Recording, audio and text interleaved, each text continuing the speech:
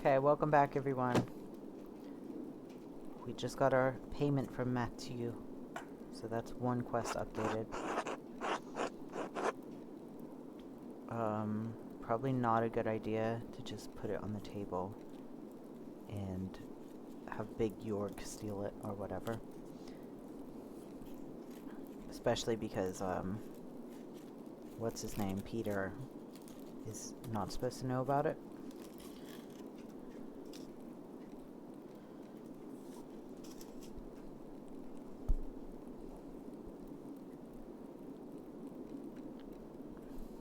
I think we can still wander around a little bit, even though we're already late for work.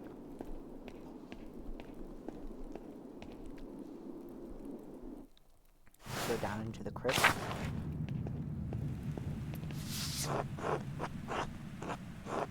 The foundations of the abbey were built when the Romans occupied this land, not long after the death of Christ.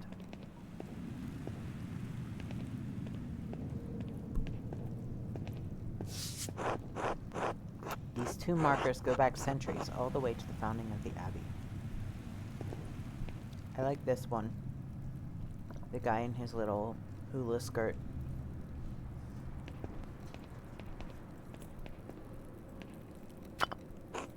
Abbot Dietrich, from the height of Curaçao's power in the 14th century. Those days have long passed.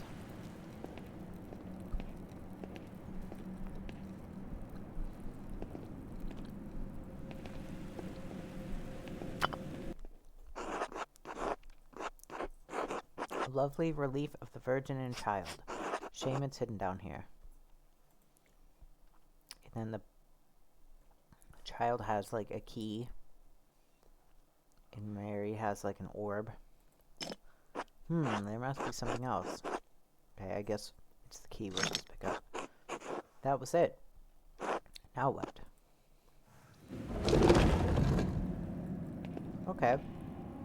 Found a secret passage. Huh. Secret entrance to the library. I'll have to remember this. I guess we can't actually go up into the library. Or not that way. Maybe we don't want anyone to know about the secret passage. Victime Pascali laudes. In the bell tower. There's no Kazumoto up here. And I can't ring the bells. It's okay.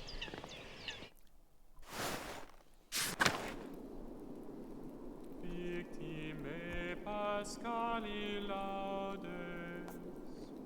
Imolen Christiani. Agnus redemit ove. Go into the Loquarium.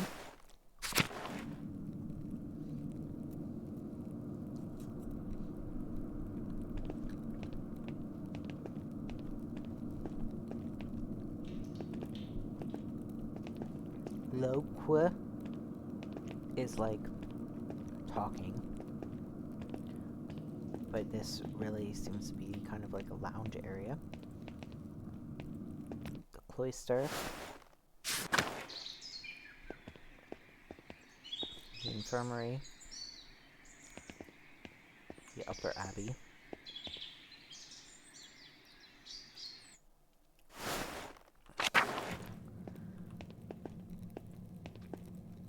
St. Luke, the patron of artists, is also the patron of healers. Interesting. I thought there was like Gabriel or something would be the patron of healers, but whatever. Florian, God bless you, Andreas. Brother Florian, how are you? The brothers and sisters are well, so I am well, thank God. Andreas, have you spoken to Klaus Drucker lately? Yes, quite recently. Why? Wait, why did he suddenly... Didn't he start with, like, the monk text? Why does he have, like, the handwriting text now?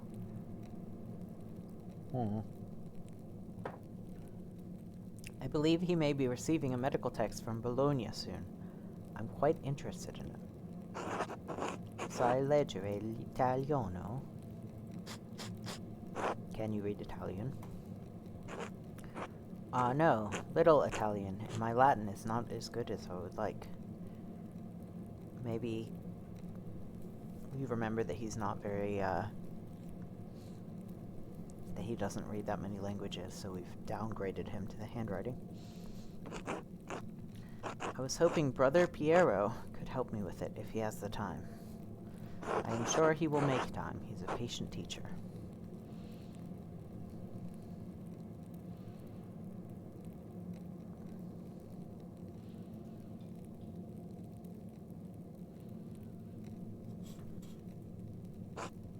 That he is. I will see you later, Andreas.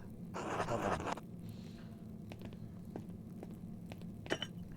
Most of these medicines were made by Agnes Steinauerin with some help from Sister Gertrude.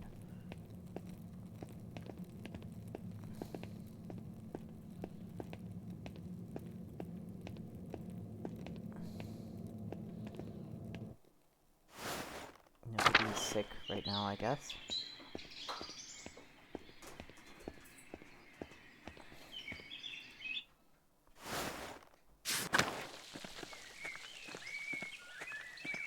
Nobody out in the courtyard. Probably because everyone's supposed to be working. You can wash here. Probably can't get fully submerged or anything, but if you're a monk, I guess you don't need to smell that good. Okay. Sabat. God give you health, Master Muller. Brother Sabat, I'm surprised to see you still here. So he's got like a different art style,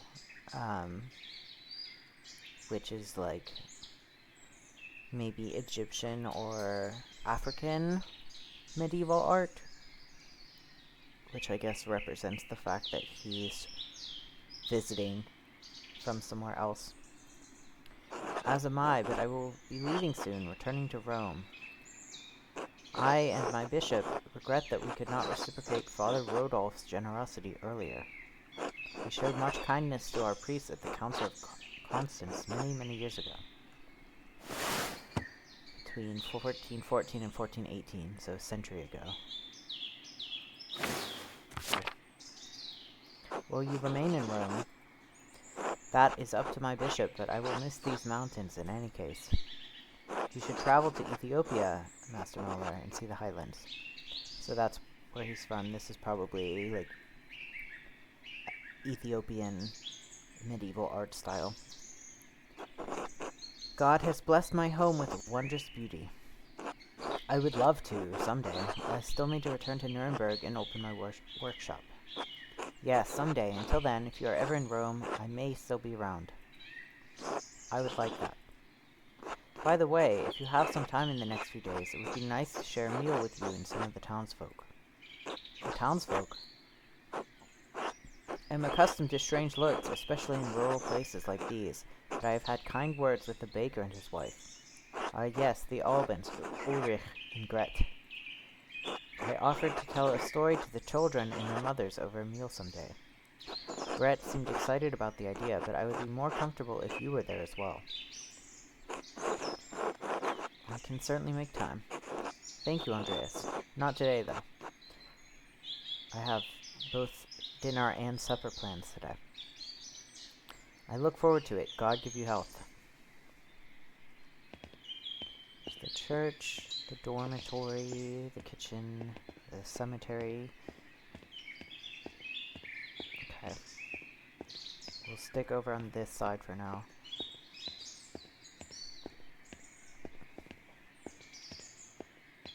The upper abbey. Oh, this is just outside, okay. Good to know. Chapter house.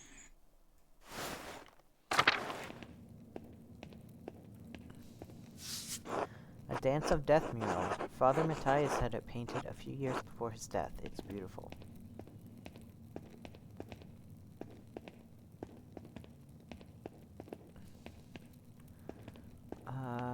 Let's see. Beilchen und Lilly.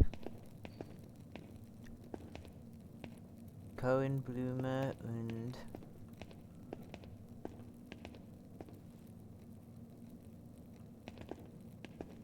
Rose. Schönheit is like beauty.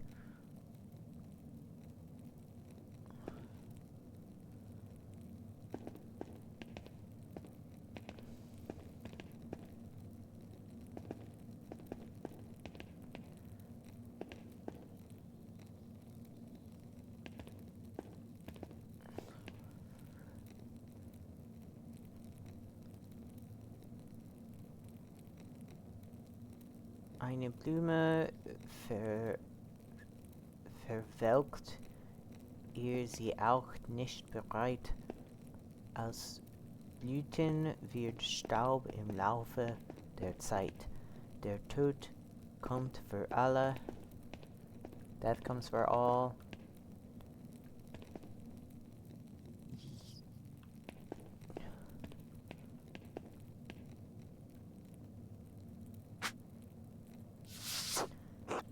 Okay.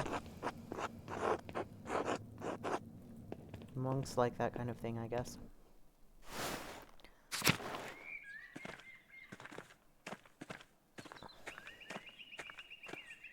The Abbott house. A dog. Mirabilis. Worth it. Even if I get yelled at for being here. That's a very good looking dog.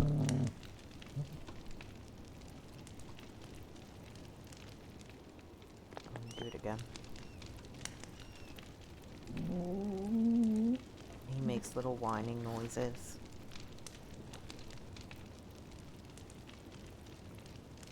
Good stuff.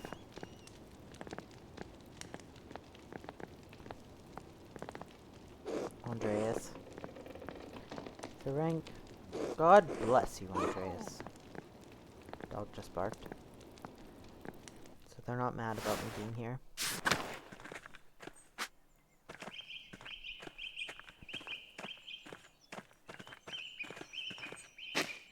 These cucumbers are growing quickly. I'm sure whatever isn't eaten will be pickled.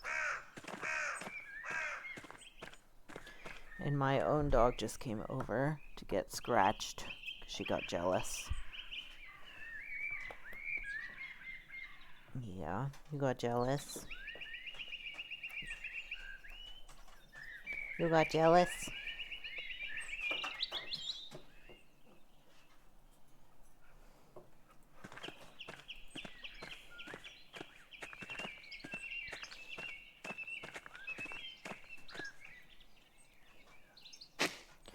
I wonder what recipes the brothers have for peas.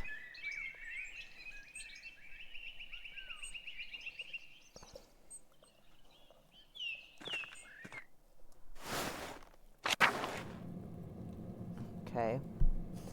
This is like where the monks eat. When the brothers eat their meals, this is where the lector reads to them. I like the wall paintings.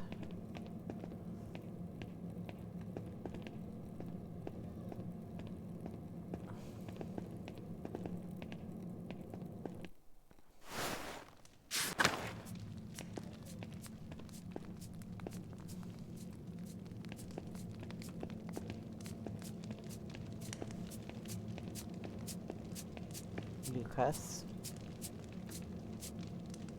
Hello, Andreas. How goes it in the kitchen? Is Brother Wojslav working you hard? Voislav? Wojslav? Don't know. Doesn't seem German. Not too bad. Brother Wojslav is nice to me. It's Father Abbot and Brother Prior who make things hard. How so? shouldn't complain. They just like their food a certain way, and I'm not that good at cooking it. I'm sure Brother Vojslav will teach you well in time. Brother Adolf complains about his food too, but he complains to Brother Vojslav. What does Brother Adolf know about food anyway? He's from Cornwall. Hey, they have good scallops in Cornwall.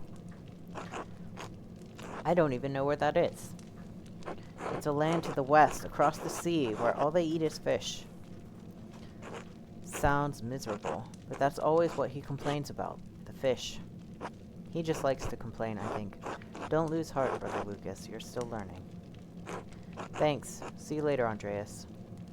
See, Brother Lucas would have really good hair if he didn't have to do the monk shaving thing. It's kind of interesting that he chose to grow the rest of it out in the way that he did. Until later. Go down into the cellar. Oh.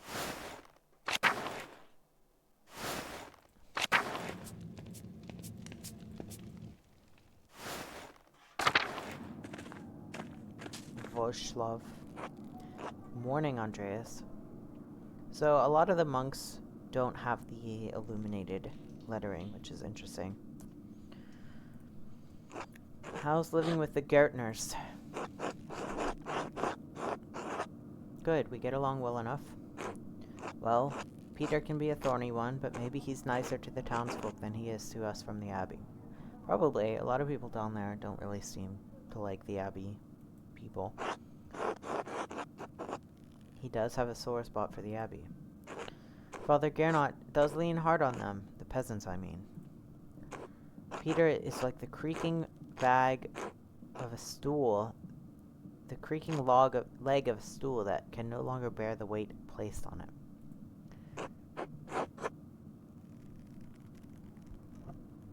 That sounds ominous. I just know the look of a man who feels like he's living past his own limits. Anyway, if I don't see you around the Abbey later, maybe I'll see you in Tassing tomorrow. Until then.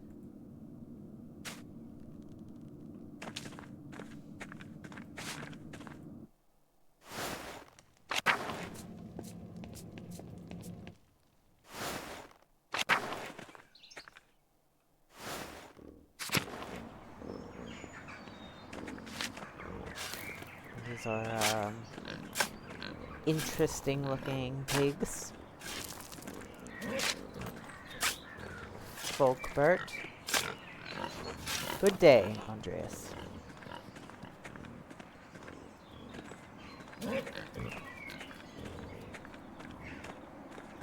Can't go into the abattoir.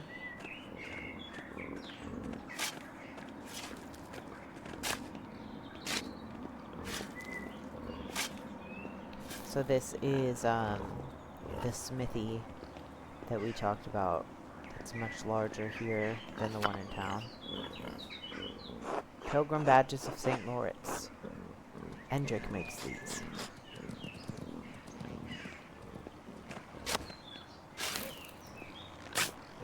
Cemetery. A monument to the founder of the Abbey. It's fairly recent. The funds were donated by her descendants.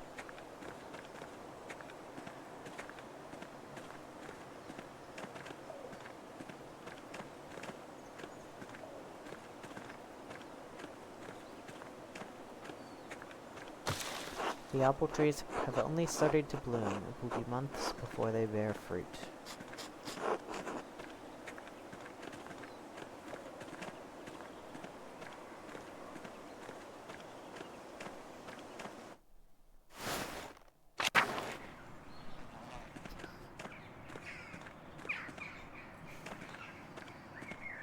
Okay, so here's the scriptorium, both of these doors, where we actually work, which is obviously going to be the last place that we go to.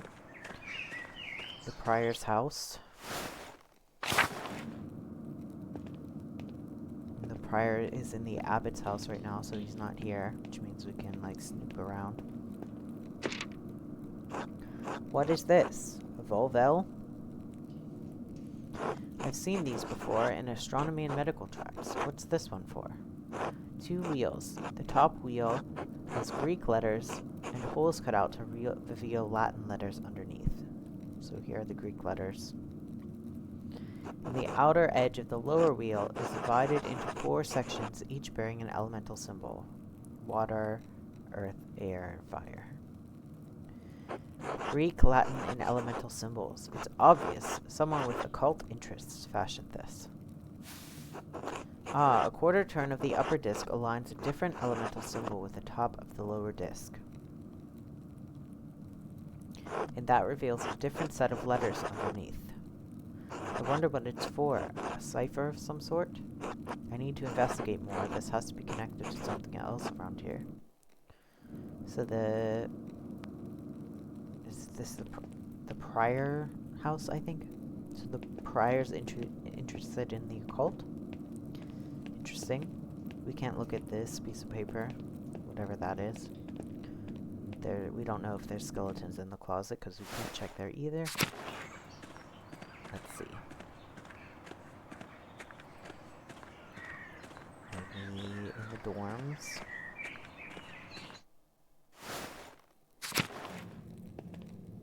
Nobody here. We've been through there.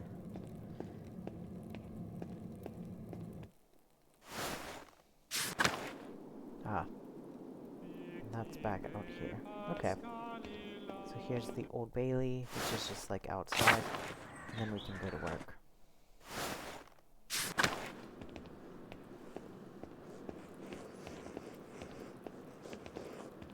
Piero. Andreas, God bless you. So good to see you. Good morning, Brother Piero. Good to see you as well. I don't like this weather. My bones ache. It means a storm is coming. Big Jorg Gertner says that if you live here 10 or 15 years, you can smell storms coming. Brother Adok has been here long enough that we can always smell him coming.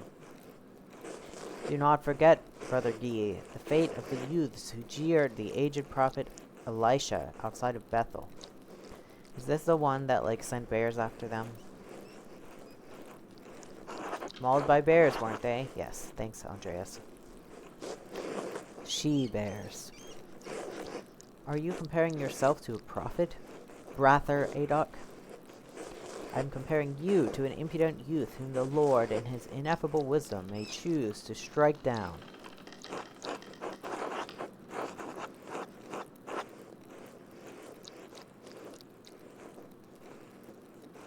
I think I'm not getting involved.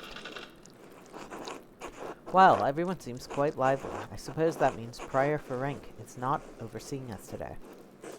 He was here, but then he heard Lorenz Rothvogel had arrived, and he hurried out like a little mouse.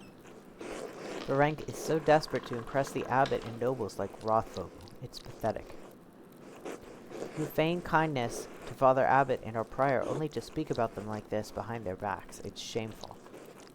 Oh no, Baron Rothvogel. His manuscript. I just realized that he will want to see his manuscript. How silly of me. Of course that's why he's visiting. Did you not finish it? Okay. Perhaps if you were younger and faster, you wouldn't need to worry so much about patrons' visits.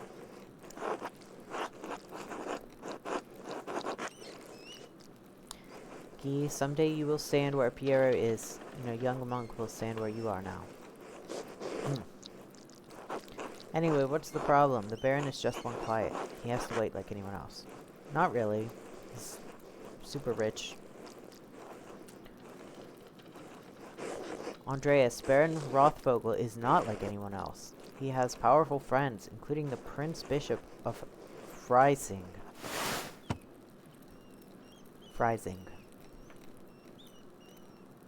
Religious and secular ruler of scattered territories in the Holy Roman Empire. So he's like the ruler. Kirsau is already out of favor. Father Abbot does not want to have to deal with more attention. Well, if Prior Ferenc isn't here, I'm going to work on my masterpiece until he arrives.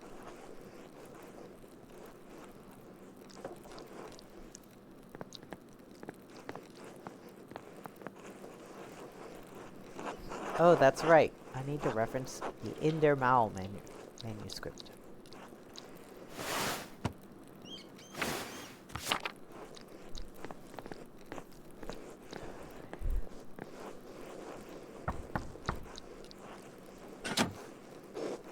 What do you want, Andreas? A book. The Indermal manuscript, the Book of Hours.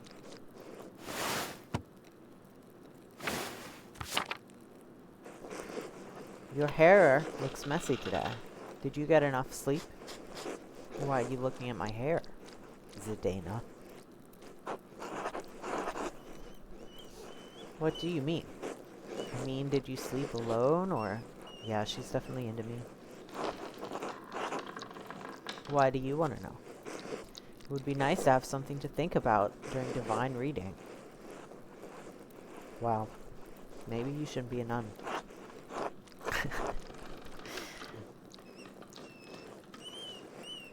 That's kind of rude, though. Could I just get the book? Ugh. That's all that way upstairs. Can't you get by without it? I'm sorry, but I really can't. I need to reference it for my work. Really? My feet hurt and the stairs are so steep. I'm just going to ask Illuminata to get it. So, she wants to think about me during the reading, and she doesn't want to do her work. Interesting. Sister Illuminata, Andreas needs help finding a book, and I don't know where it is. Andreas, Sister Illuminata, I'd like to borrow the Indermal manuscript, the Book of Hours. Yes, I overheard. Here, please return it promptly. So the nuns run the library, which is probably why I can't sneak up there. Andreas, may I see how your masterpiece is coming? Of course. Your opinion is always welcome.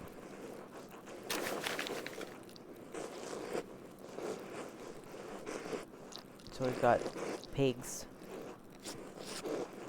people in the woods. This is a guy gathering sticks. She is carrying something. Maybe mushrooms. Snails.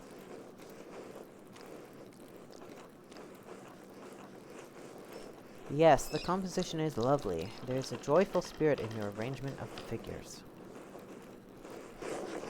The contrast of colors is also quite nice, rich and beautiful on their own, but not overpowering the scene.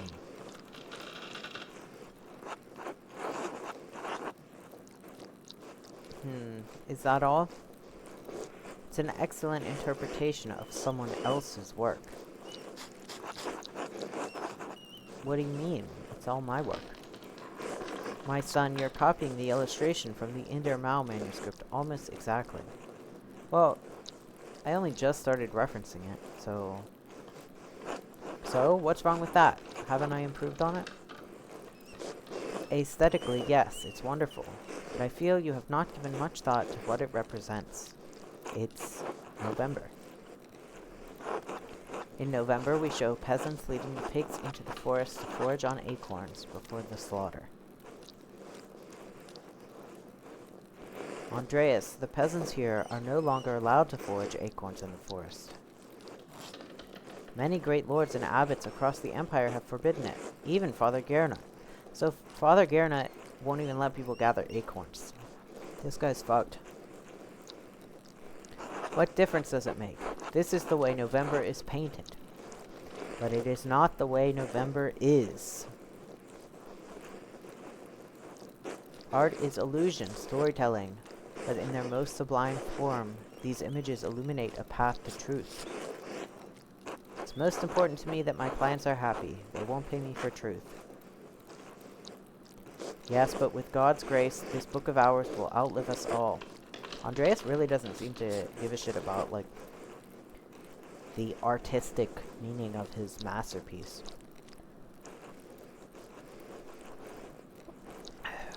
Interesting.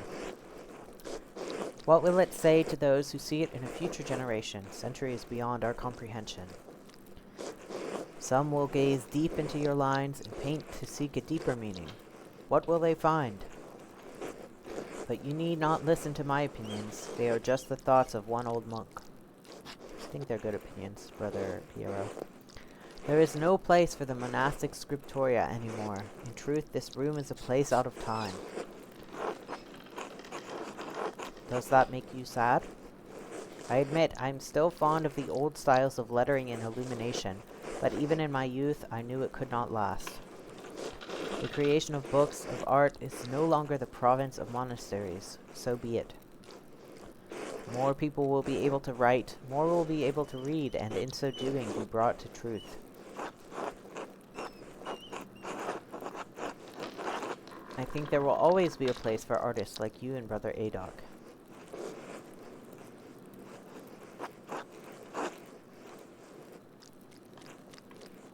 And Brother Guy.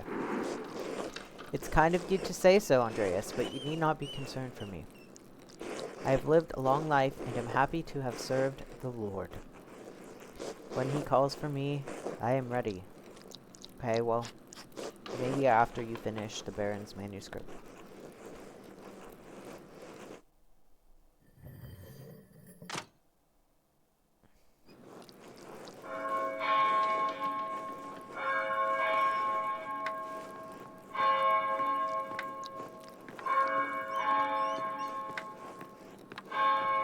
Don't the older monks get, like, new robes? They're all, like, worn out. Where has the time gone? It is already terse. Too much talk. I must ask forgiveness for not honoring the rule. The Rule of Saint Benedict of Nursia is a book of instructions for monks living together under the guidance of an abbot. Written in the 6th century, the rule provides the principles for living a monastic life. Until later, Andreas. Until later. So now it's the divine hours, or whatever it is. So the monks are all praying, which means this is the time that I'm actually allowed to work on my masterpiece. But I've been doing it all day instead because Ferenc isn't here. But apparently I'm painting a bad interpretation of November, so I'm gonna have to scrap this whole day eventually anyways. That's the Volvel, I think. So yeah, the Prior's doing some occult, spooky stuff. Interesting. What's going on in here?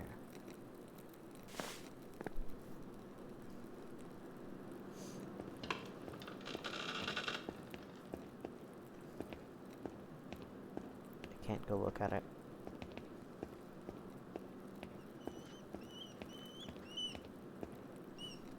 Andreas, what was that noise? Oh, I'm sorry, Sister Illuminata. I knocked a bowl of paint to the floor. But then Prior Ferenc came in, wrote in one of his books, slammed it closed, and left. He was in such a hurry I don't think he even noticed me. He was slamming books shut. Prior Ferenc should know better than that. Some of these manuscripts are quite delicate. I fully agree. Delicate or not, all books should be treated with the utmost care. Many contain precious wisdom that can aid even the unenlightened in growing closer to God. They should be protected and cared for, which is why books should not be taken out of the library unless it is necessary for divine reading or work in the scriptorium. Are you still mad at me for borrowing the Chronica Clara? The Clear Chronicle, a history of the universe from creation to 1082, written by the Irish monk Marianus Scotus. No, anger is not an appropriate response for a nun. So yes, she is angry. But the fact remains that you tricked me into giving you that book for no valid reason. Not valid? Is it not valid to want to see the work of one of the great Irish scribes? One who wrote masterworks that even now grace libraries at Cologne, Fulda, and Mainz? Mainz? No, it's not. Not unless it pertains to your work or the abbot permits it. Now, if you'll excuse me. Wait, what's all this fuss about Lorenz Rothvogel? Why is Prior Ferenc so nervous?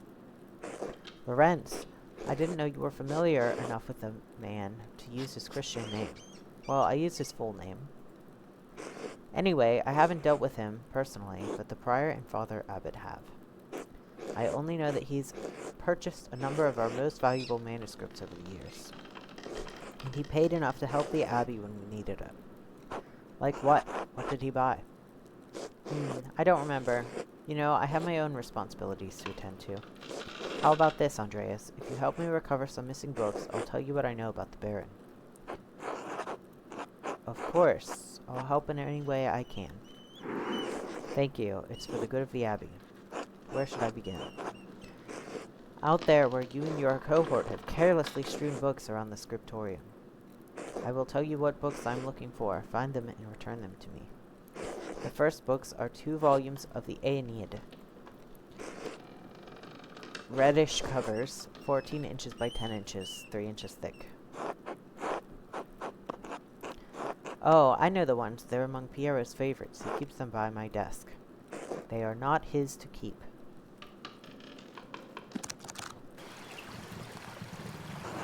There's a fair amount of wear on these. I hope you don't mind.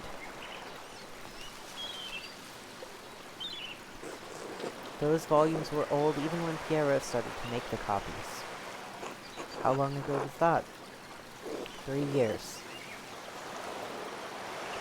Well, Piero doesn't seem to be getting that much work done in a year, so it might take him 4 years, if not more, to cover the Aeneid. It took him 1 year, and he's not even done making 20 illustrations. The Aeneid is not one of my favorite stories, but I understand why it appeals to Piero.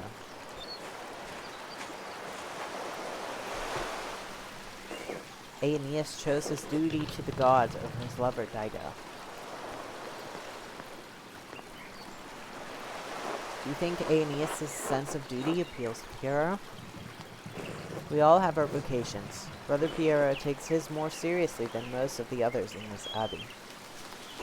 You clearly take your chosen vocation seriously.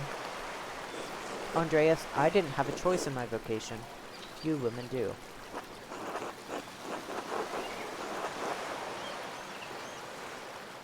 Is it really that bad? Is it really that bad? Is being a woman that limiting? How would you know? True, she knows her life better than I do. True. But that doesn't mean women can't take pride in their vocations. In the City of Ladies, Christine de Pizan defended women of all classes by showing their value to society. An admirable effort, but even if we do exactly as we are told, we are portrayed as vehicles of sin.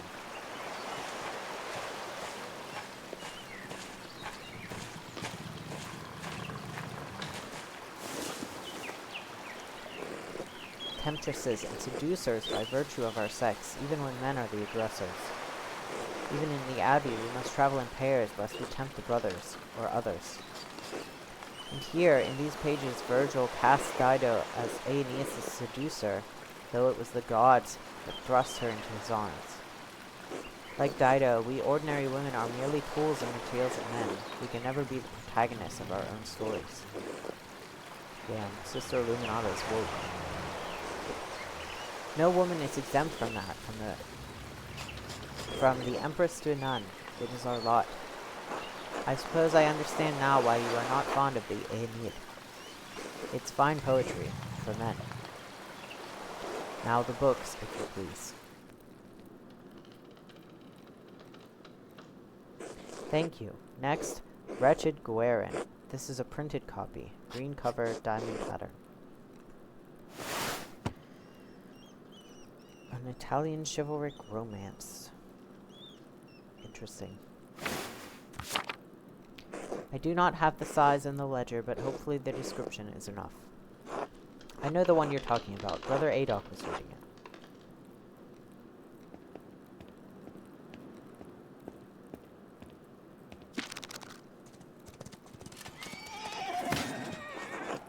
The beauty of this book truly belies its ridiculous content. I'm surprised the Abbey owns a copy. We don't. It belongs to Amadeo Rusco of Lugano. It is a Venetian edition that's quite valuable. He loaned it to us 5 years ago. It was subsequently lost, and the abbot has received 3 letters about it. I've certainly seen the brothers enjoying it. That book is not appropriate reading for Benedictine monks. A baby is sold to pirates, raised a servant, then lives a life of adventure wooing princesses and fighting in tournaments. You forgot the best part. In the end, Guerin learns he has royal blood, the son of a duke. He reigns as a king and dies a pious hermit. What's not to love? Benedictines should be dreaming of reconciliation with our Lord, not lofty adventures. Redemption will still be waiting for them when they put down the book. Yes, always, but they still must choose redemption. Should we go on sinning so grace will increase? Of course not. Fantasy leads to temptation. Temptation has led to the downfall of many men and women. Sometimes, yes, but books like this, it's all the same type of fantasy, isn't it? To die better than we are born. And what's the problem with that? Why shouldn't a peasant dream of being a king? There is neither Jew nor Greek, neither slave nor free, neither male nor female, for you are all one in Christ Jesus. So we have 2 different theological responses. Paul's words can be hard to recall when you're suffering because of your station in life. And yet Paul says that women must obey men. Even the Gospels can't free us from the bondage of our place in life. Interesting. So this will either be a compelling argument to her, or it will piss her off.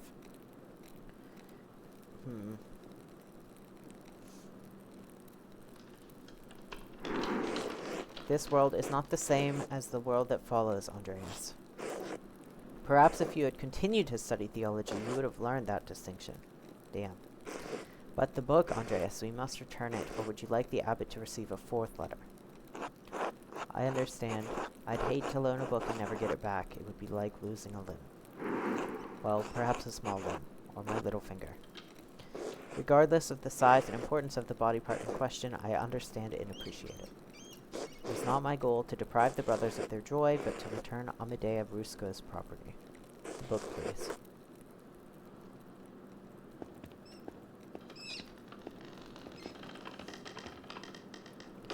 There is only 1 book left, then you will be freed from bondage. A dark red cover, 8 inches high, 5 inches across, 2 inches thick.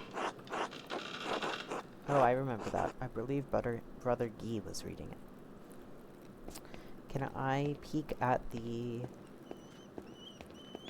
No. Still off limits to me. This one's in French. Soul touched by God. And dépouillé, I don't know. Reach the first state of grace is held by the divine graces until the 7th state of grace, where it obtains perfection in plenitude of the country of life by divine souffrance. It's not souffrance, that would be suffering. Souffrance. Probably divine grace. Love says here,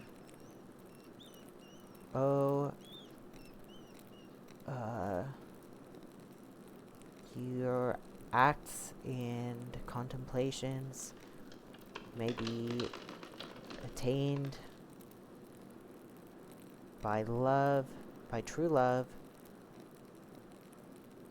You can listen to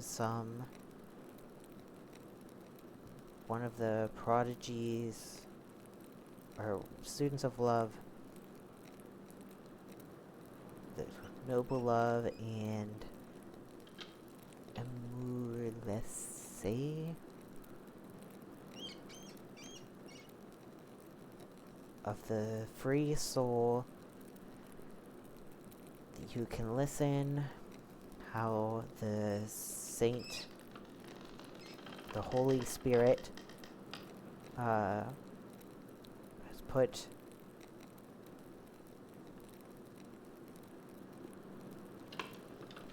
is this a 2? What is that?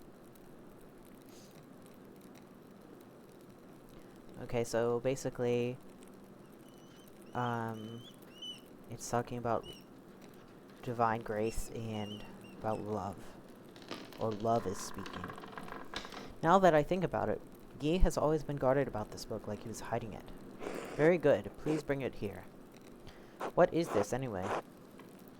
Ah, it's in French. The soul that God touched, empty of sin in the first state of grace. So, dépouillé would be empty, and péché, I guess, is sin. My theological French is clearly not up to par. The soul that God touched, empty of sin in the first state of grace, is risen by divine grace to the 7th state of grace. Interesting.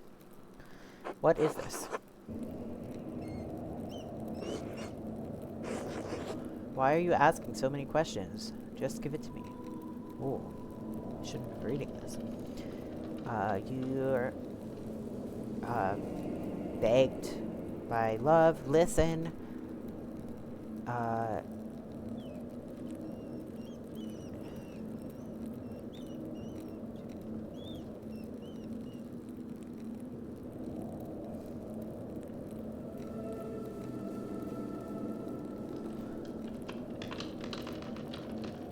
Listen in grand affliction of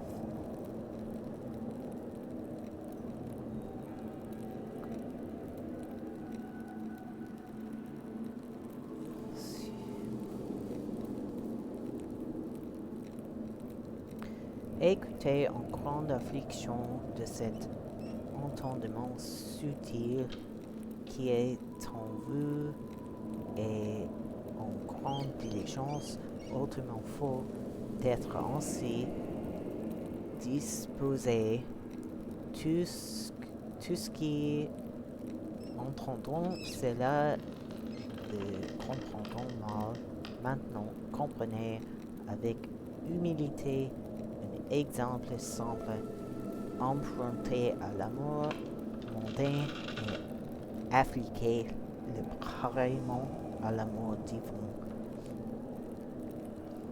So it's talking about worldly love and humility in worldly love is equally afflicted to divine love. Interesting. I'm sorry, but I just love books too much to let this go without knowing what it is. Curiosity can be a dangerous thing, Andreas, especially in a place like this. 3 French bishops condemned the book. All copies were to be burned. Its authors shared the same fate. What? Why? I don't know, Andreas. It isn't my place to question the judgment of one bishop, much less 3. And before you ask, no, I haven't read it, but I know it contains a dialogue between love and reason. Interesting. So the book is dangerous. When did the bishops condemn it?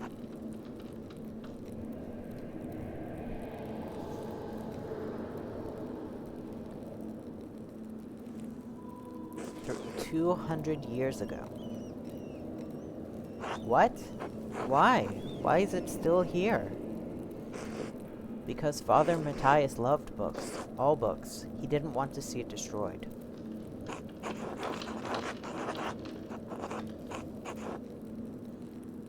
I can sympathize with him. That's fine, but Father Matthias is gone. It's not my place to question the former abbot's decision, but when Father Gernot learned it was in our possession, he wanted it destroyed, so yet more proof that Father Gernot kinda sucks. Must the book be destroyed? No one even knows that it's here. I do. So do Mother Cecilia and Father Gernot. Well, I refuse to give it to you if all you're going to do is destroy it. What? Why not? What are you going to do with it? Read it and become a French heretic.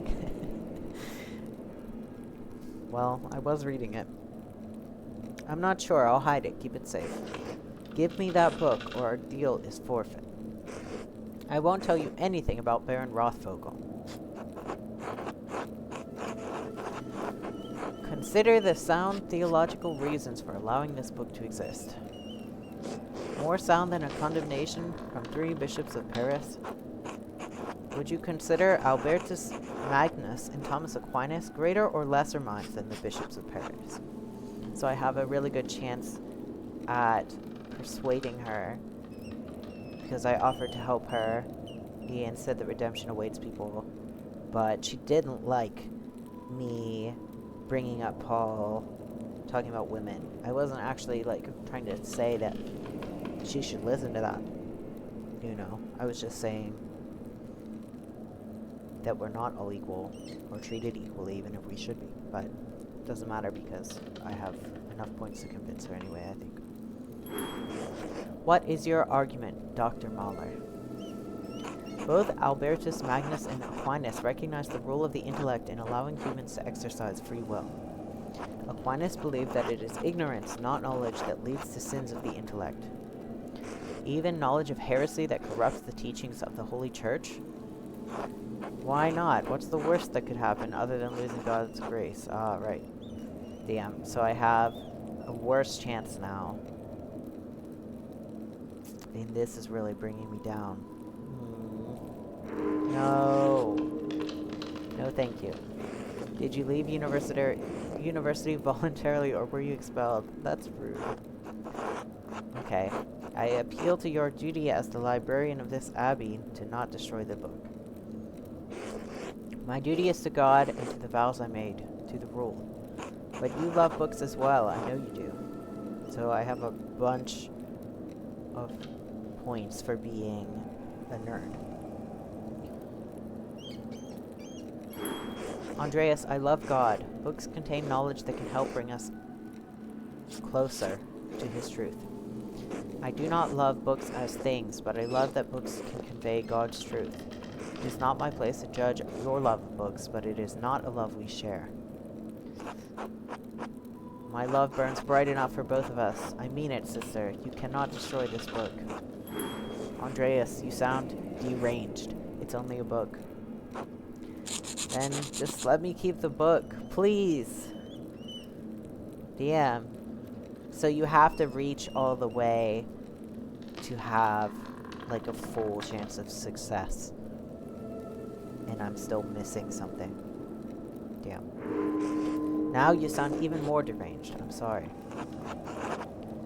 I propose a compromise. I will take the book from the abbey, far away. I'll be gone by the time Father Gernot asks about it, and if you like, you can say I stole it. I doubt he'll make a fuss about me stealing a book he wanted destroyed. I don't like this, Andreas. It feels wrong in my heart. I swear I'll take it far away. It's been out of here for years. And besides, how could you have stopped me? I'm trusting you in this, Andreas, against my better judgment. Don't make me regret this. Okay, good. I got the book. The French heretical book. Now then, Baron Rothvogel. Quickly, though. I need to finish up here soon. She may only have time to answer one question, so I should choose carefully. He mentioned finding a copy of Historia Tassiae. He said it had some scandalous details in it. He also mentioned that Father Matthias had a copy and was looking for another to verify its contents. Do you know anything about the book?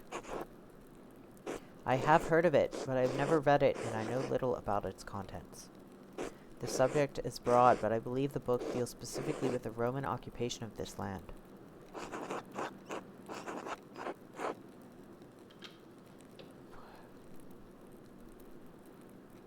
What about that could have upset Father Matthias so much? I can't claim any deep insights into the former abbot's mind. I understood him to be a virtuous and charitable man, sometimes to a fault. It is not always best when an abbot considers himself a friend to his brothers instead of their shepherd. Could something in the book have led Father Matthias to a crisis of virtue? Virtue is only found in crisis. Without it, virtues are little more than ideals. So, perhaps there is merit in that idea. Well, I must be off to Mass. Thank you again for your help, Andreas.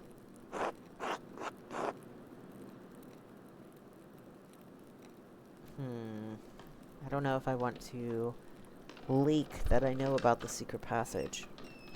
Joel just smiled devilishly. What are you smiling about?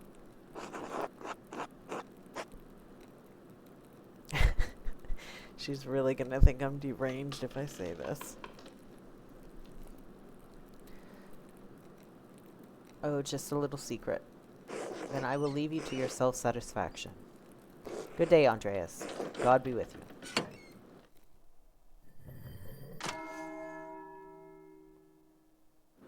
That's the bell for Sext.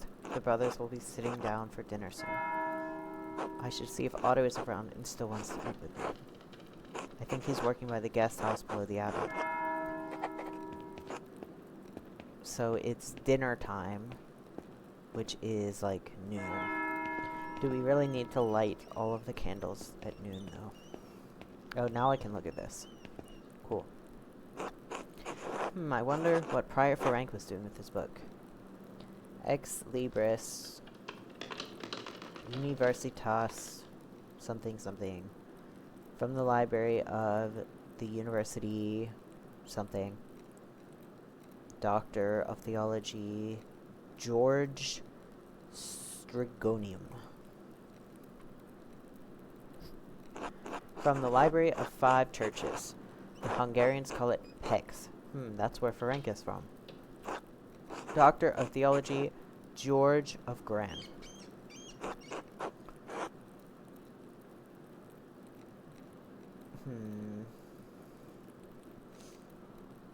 A friend of his?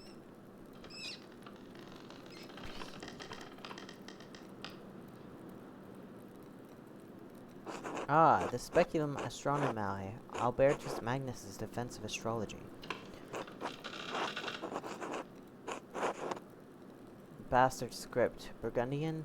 Flemish. Not from here, and not recently. That's definitely Ferenc's handwriting between the lines and in the margins.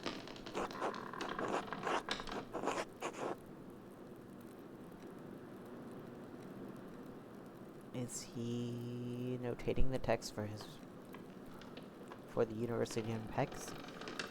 In any case, it's a thorough commentary. What's this? It looks scribbled. Not like Ferenc to be so sloppy, and he didn't even blot the ink dry. Libra, Capricorn, Aries, all astrological symbols. What's written below? Maybe I should have learned Greek at some point. I can't make any sense of this. Wait! The Volvel I found also has Greek letters on it. They must be connected, but how? The outer ring of the Volvel is marked with alchemical symbols, but this cipher has astrological symbols. There's something I'm missing. I suppose I'll figure it out in due time, but I'll copy this down now to reference later. I go back to the Volvel and look at it.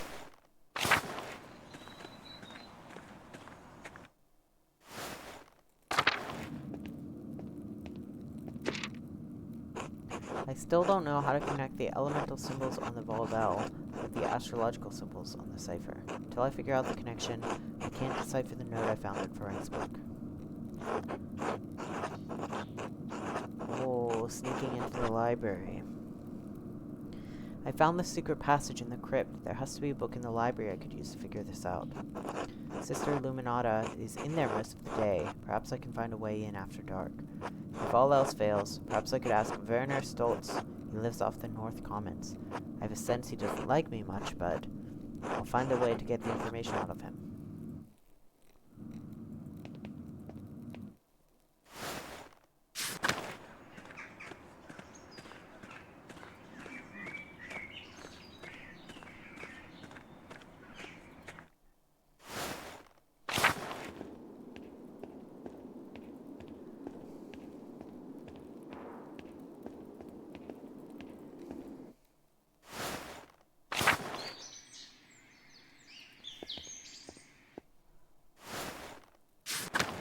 So the monks are all eating. Hello. God give you health. God bless you, Andreas. God bless you, Andreas. Andreas. He's a jerk. Won't even say God bless you. God bless you, Andreas. Good day, Andreas. God bless you, Andreas. God bless you, Andreas. God bless you, Andreas. God bless you, Andreas. Good day, Andreas.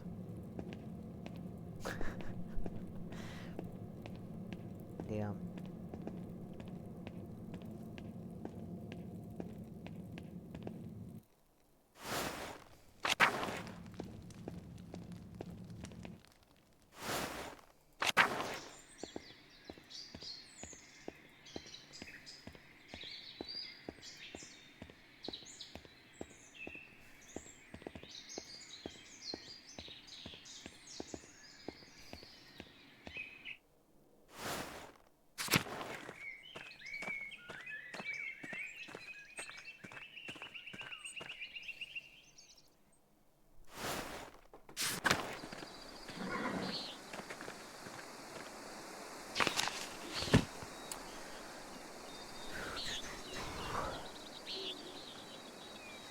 So I don't seem to have the thing with the Volvel as a journal.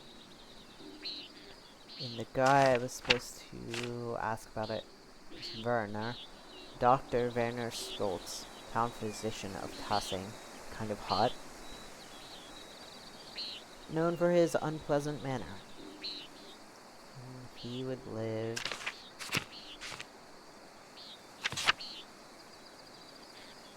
Werner, behind the bakery.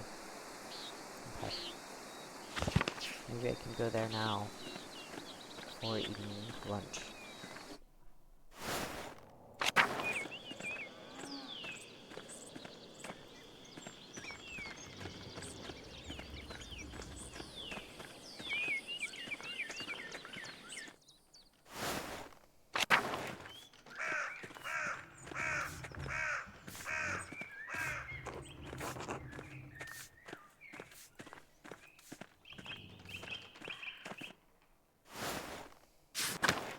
Oh, another cat. Wow.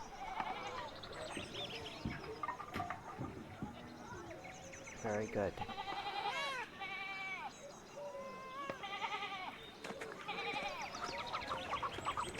Steinauer house. Agnes.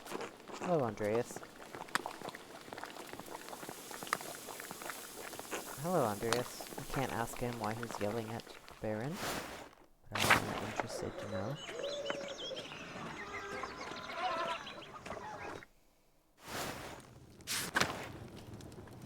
God bless you, Andreas.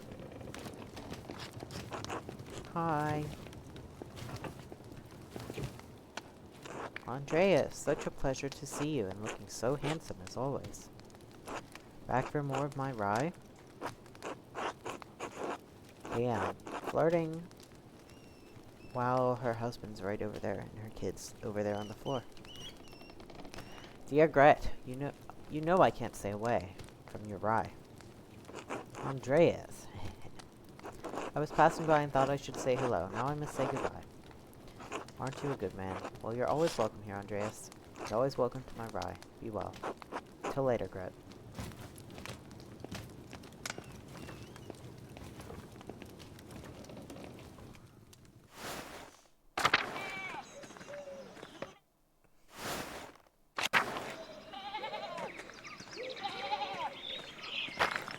More ruins? I wonder if they're from the old Roman colony. Here's Werner. Hello. You're the, artist from Nuremberg. Andreas Mahler, journeyman artist at your service. Ah, that was it. Mahler. Someone mentioned you dabbled at university for a year or two. Funny. Damn, he is a dick. You're staying with the Gertners, yes? The Abbey does have a guest house, you know. The Gertners are good and gracious people.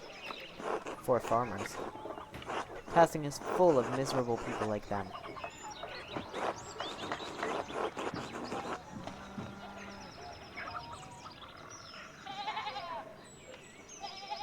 Damn. I don't want to make him mad, though, because I need to ask him about the Volvel.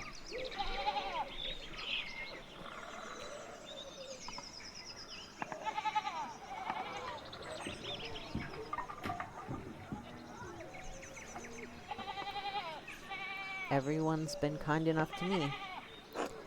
You haven't done anything to cross them yet. If you do, well, you'll see what I mean. They expect me to perform miracles, but I'm not a saint. The rest of the townsfolk, well, there can't be more than a handful of them who know how to spell their own names.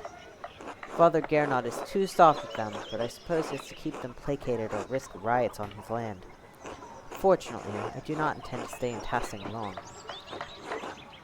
Where are you planning to go instead? Innsbruck might be worth my time. I recommend you don't linger here either, Mahler. Or you'll soon find yourself trapped in a marriage to a mouse-faced girl with dirt under her nails. Damn, this guy sucks.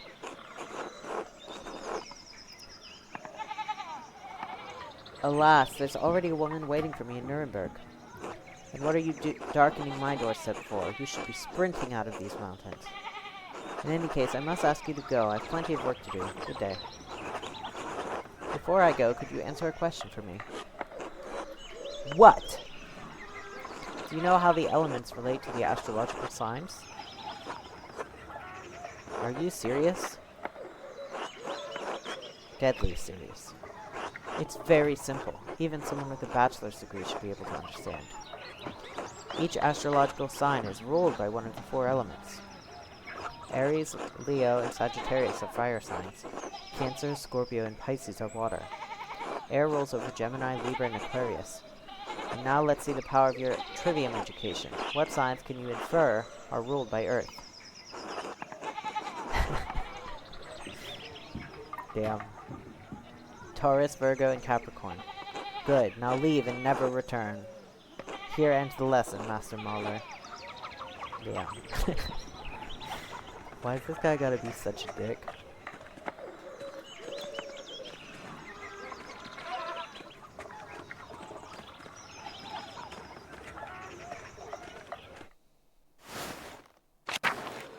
But I did figure it out. All by myself.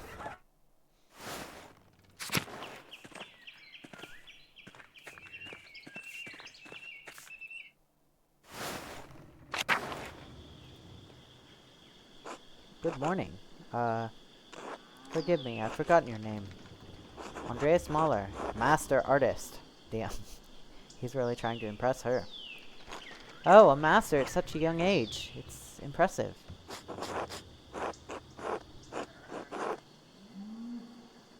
Indeed so. You must be very well educated and hard-working then. Kind of you to say so. Oh, I apologize. We didn't even get properly introduced. You must be Elsa Müllerin. Yes, that's me. I heard Clara and Ava had an artist boarding with them. That must be very exciting. They've treated me very well. Perhaps Ava more than Clara, hmm? Oh, I only meant living on a farm among the townspeople. Isn't it very lively?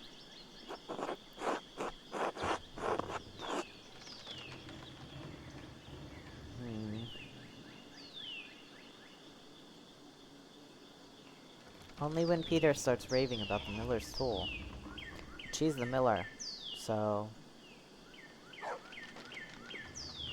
So far it seems a life like most others. Oh, but have you not traveled much? Artists go on a Wanderjahre, yes? Oh, I didn't mean to click on that. There must be many differences in the way people live. There are few places in the world like Basel. The Swiss are well-read and industrious. My, so much out there. But I have to take care of my darling Paul. He's so shy. I pray the Lord may someday bless us with a daughter. Elsa! Have you finished with your gabble? There's work that needs doing. Oh no. I'm sorry, I have to get to my labors. Of course, I apologize if I bothered you. Till later, Mistress Mugerin. Till then. So she has handwriting, but it's like a fancy script. I can pet her dog. Staub. Very good.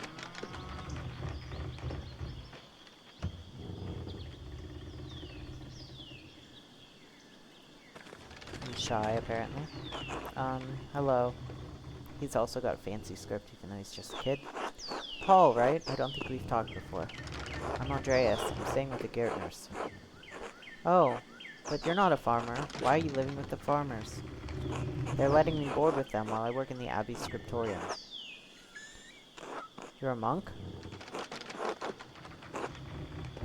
I'm an artist. Oh, like you do drawings? Drawing, painting, calligraphy. If it goes in a book, I can put it there. Oh, is that... How do you get money? What? The Abbey pays me, of course. Art is a job, just like being a miller is a job, but it's also a calling. Beauty brings me closer to God. My dad says drawing's stupid. It's not worth anything. Do you like to draw, Paul? But is his dad gonna yell if I say it all up like that? Your dad's wrong. Not where he can hear. Sorry. Do you like to draw, Paul? Yes. More than anything, but I have to do it where Dad can't see. He gets mad. I'm sorry to hear that. But if it means a lot to you, maybe he doesn't need to know. Can I tell you a secret?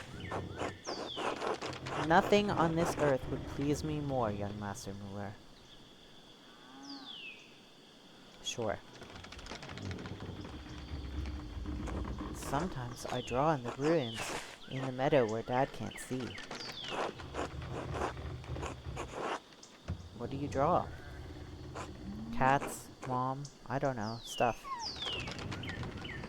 I probably shouldn't be talking to you. Dad won't like it. You're probably right. I'll go. Till later, Paul. And hey, keep drawing, alright? I will. Bye.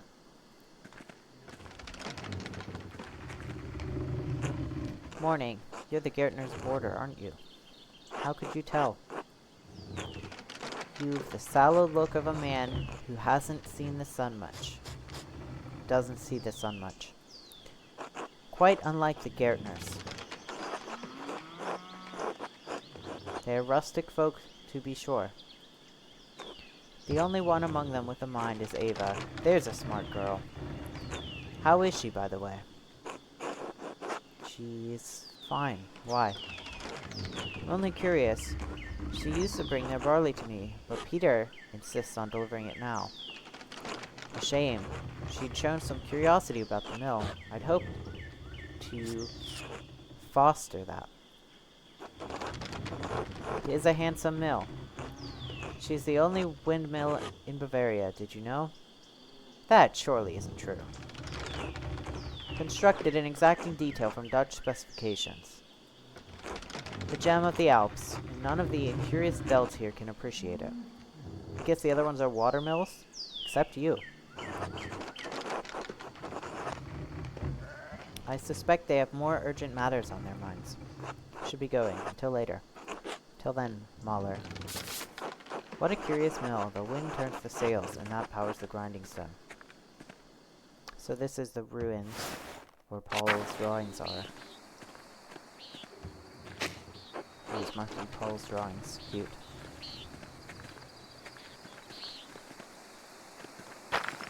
Collapsed.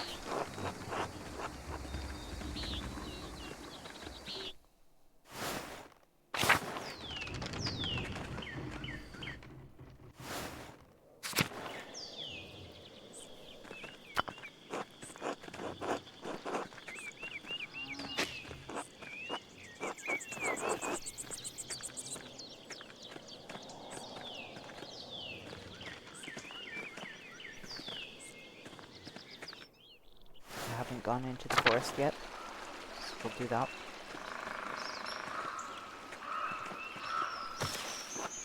Most of this felling is for the Abbey's renovations and firewood. The town can only gather sticks. Damn, so they can't even cut their own trees.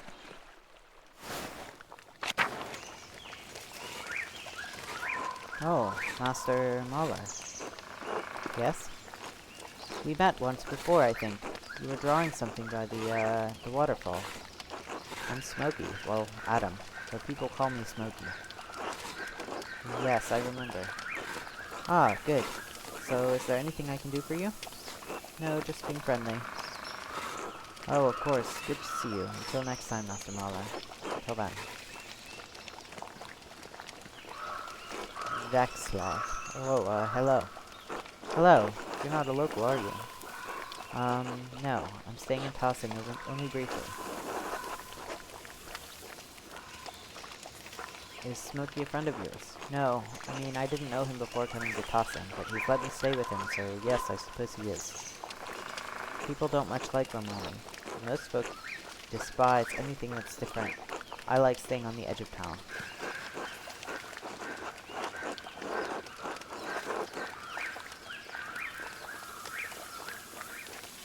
I search to find whatever is different. It's the differences in an artist's style that make our work unique.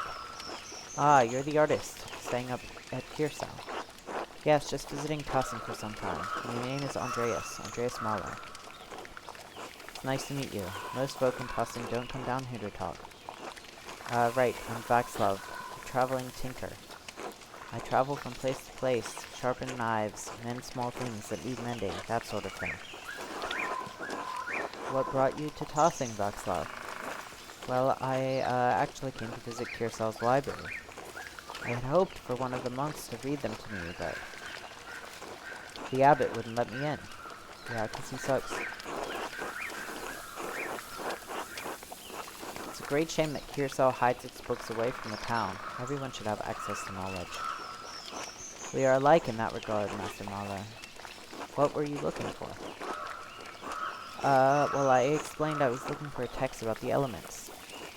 If they're primordial, as Aristotle says, then God didn't create them. They exist with him since the dawn of time. That's a fascinating idea. Not only that, but it explains the presence of the angels and demons before the creation of the world. Of the 5 elements, angels are fire and air, and demons water and earth, and the world was aether before the Lord formed it. That's why Satan appeared as a snake to Eve. Snakes can only dwell in deep caves and pools. Don't think that's true. They can definitely live in the woods as well.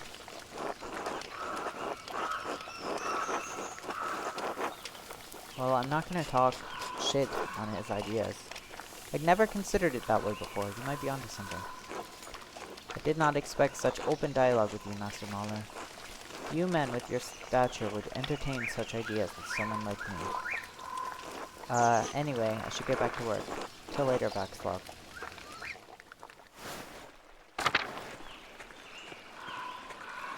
No. What's a little heresy between friends?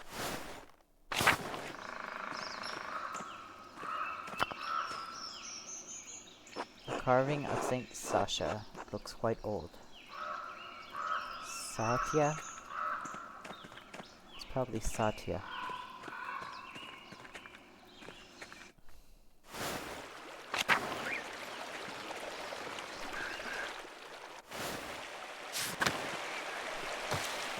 Rotten and full of bugs. No wonder Otto hasn't split it up. The waterfall must flow down from the snowmelt on the mountains above the abbey.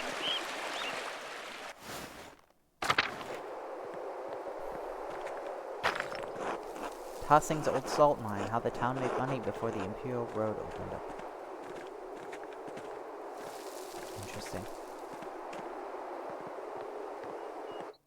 So there's a fairly large area to explore. But I should probably go back and have lunch.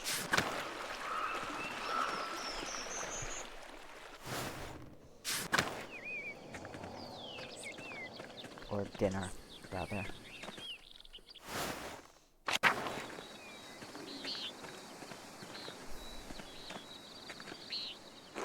Go away, Andreas. Can't you see I'm busy?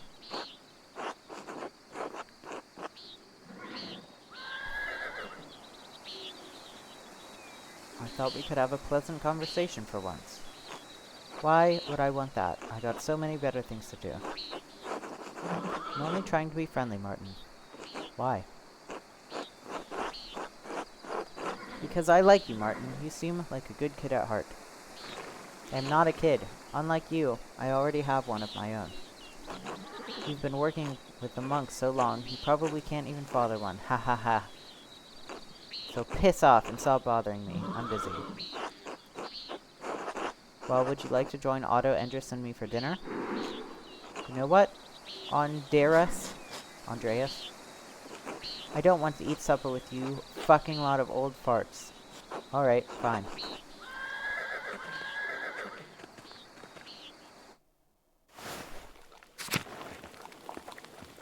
This is, I guess, what the Baron is saying. And here's, yeah, Niklaus, his servant. God be with you, Andreas. Damn. Addressing me by first name already. Good day, Master Muller. Ah, Andreas, good to see you. I trust Clara gave you my message. Afternoon, Andres, Otto. Clara did indeed give me your message. Sorry I missed you this morning. I was still asleep when you came by. Ah, the abbot really lets you get away with anything, doesn't he? Well, no. Leave him be, Otto. I'm hungry. Let's pray. Bless us, O Lord, in these your gifts, which we are about to receive from your bounty. Through Christ our Lord. Amen. Amen. Amen. How did the morning treat you? Not too bad, thanks. I hurt my damned hand splitting timber to replace a bad beam in the abbot's house. Gonna eat my almonds. It's not that bad of an injury, it just galls me that the abbot bleeds us dry and we're expected to do work here when it suits him. Everyone's unhappy with the abbot. Bread. Oh, it's not all that bad. I get a lot of good work from the abbey. Casting pilgrims' badges isn't really smithing, but I don't mind. Anyway, I saw you walking with that Baron, Rothvogel, in the meadow on your way up here. What's all that about?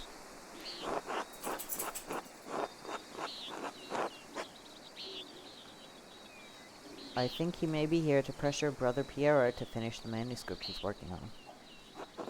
I don't like the idea of Piero being pressured by anyone. He's too old for that. He's a nobleman. Everything must happen on their time. Just like with the abbot. His work always comes first, and damn the common folk. Well, this abbot anyway. Father Matthias was more reasonable. The late abbot was well acquainted with the Baron, you know, but he always had misgivings about him. What kind of misgivings? That he fools around with young women. He's married, of course. So that would check out with why Cecilia took the nuns immediately inside when he came around, and why the Baron was like, yeah, we're acquainted, because he probably was hooking up with one of the nuns back when he came here the last time. Otto, that's only gossip, and it isn't Christian to spread rumors like that. It's not gossip that he beat up that farmer a few years back, old Branning. May he rest in peace. Well, I wasn't there, so I don't know. But if he did that, yes, it speaks poorly of his character. We had a long conversation on our way up here, but he didn't mention anything about that. I'm not going to say this, because it very much does seem like the sort of thing that he would do. What did you talk about then? I mean, no offense, but what does a nobleman have in common with an artist?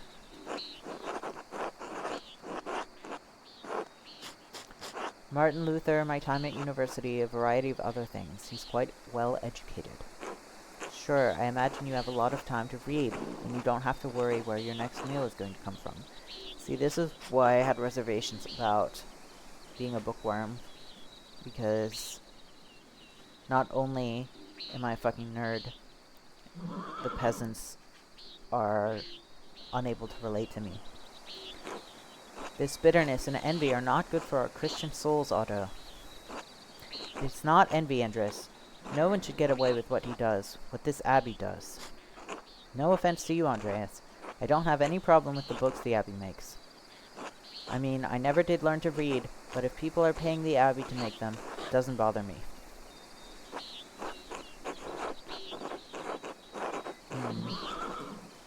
The church is supposed to be our shepherd. When they act as our lords, it's hard to see how they're helping us. Is this going to come across, though, as, like, they are helping us, even if we don't realize it? So I think I'll just say, no, I understand. I see why people resent the abbot's rule. He's a harsh lord. Oh, Otto, did you see that the Bower sheep escaped the grazing fields again? No, but I'm not surprised. Martin was supposed to fix the fence, and he probably did a bad job at it. He's always in a foul mood, and he could be the laziest soul in Tassing.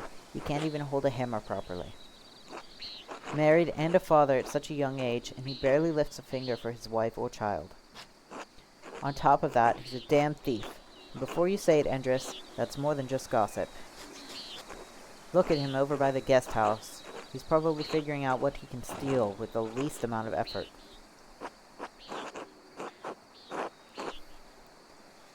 I admit he seemed less than helpful when I saw him this morning. I doubt he'll ever amount to much of anything. Speaking of the Bower sheep, their ewes are shorn and the women will be spinning it soon, Otto. I got it, Andreas. No need to tease. What God wants to happen will happen.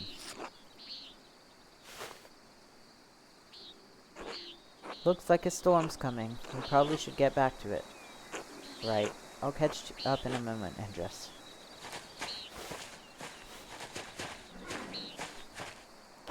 Oh, Andreas. Say hello to Ava for me if you get a chance. Of course. I should return to work in the scriptorium. Until later.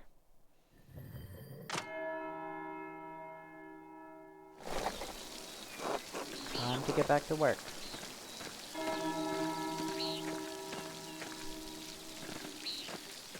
The Abbot house is locked right now.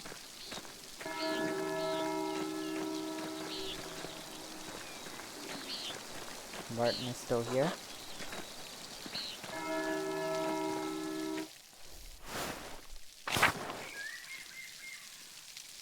People outside, interesting. God bless you, Andreas. Hello, Brother Mathieu. What are you doing out here? I thought you were aware that in addition to my role of Skirsal's sacrist, I tend to the shrine of Saint Moritz. He is the patron of Tassing and Kirsal both, so it is my duty to ensure his reliquary is well cared for. The shrine is always beautifully kept. Whenever I visit, I always leave inspired. I'm just a brown-noser. The martyrdom of Saint Moritz provides inspiration to us all. You are familiar with the life of Saint Moritz, are you not?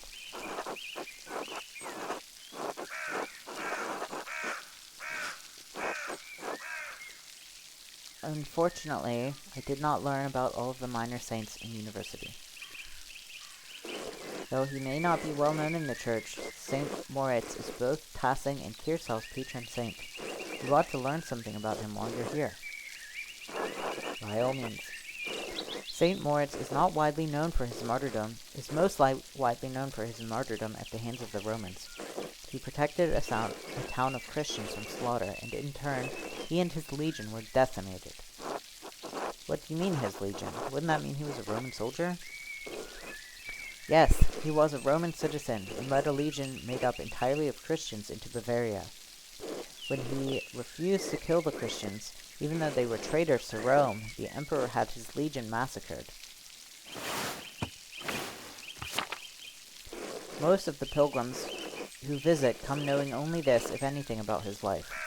However, Tassing venerates Saint Moritz because he was the one to convert the town and save it from destruction. Yes, I've been hearing about some of the pagan history in town. There are some in Tassing who still cling to the pagan traditions. Yes, God save them. Saint Moritz and his legion were snowed into this pass, and the pagan townfolk refused to aid them. The daughter of the town's leader, Satya, was moved in spirit and snuck from the town to convert. She led Moritz to a spring, and as soon as he was baptized, the snow melted, revealing all manner of fruits.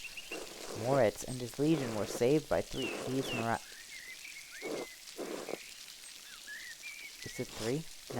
miraculous gifts. The town was converted, and the rebels fled into the mountains. What happened to Satya? She too was martyred for her faith by the rebels inhabiting the town. Now her shrine protects Tassing from harm.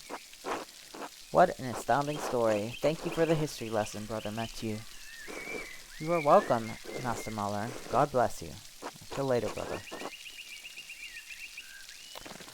I don't think I know Carl. Oh, hello, Andreas. Hello, Carl. You seem busier than usual today. I'm behind in my work. I went up to the shrine of St. Moritz this morning to pray for his aid. The candle I lit had all but burned away. I was there so long. Now I need to catch up. Do you go to the shrine very often? I usually go every autumn for a good harvest. Now that Helena's pregnant, I've tried to go every week. Her mother had trouble in childbirth, so I've been paying visits to Moritz's hand in Satya's shrine to pray for their aid.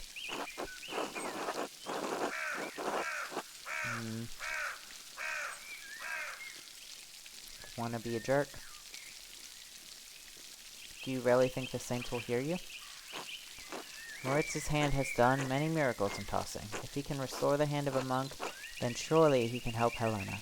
I hope that the saints hear your prayers. Thank you, Andreas. So do I.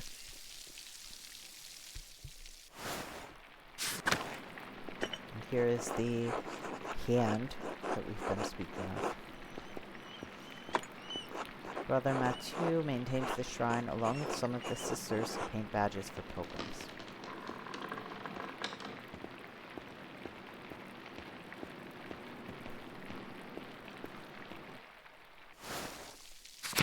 Oh, I need to check back up on the Volvel, since I figured out the elemental thing. Folkbert. Good day, Andreas.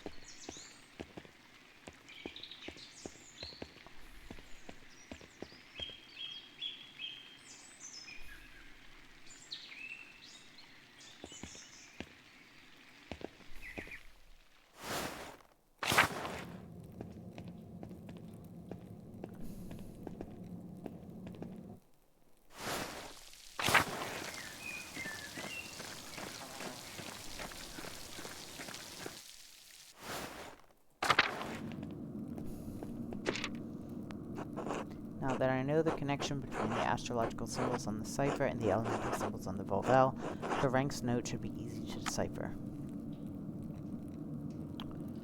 Okay. Let's start with fire, then. Or I guess we're already on water, so...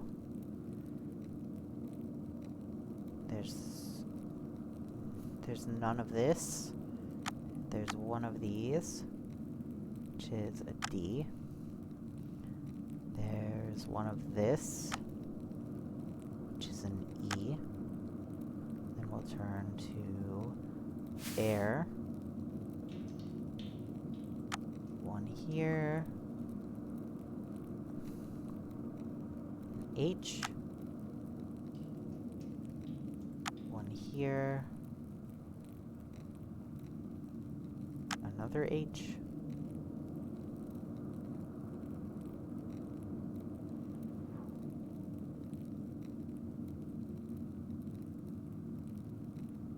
Turn to Earth.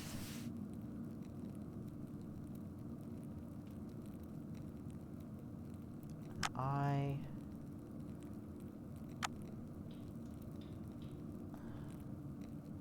An A. And an R.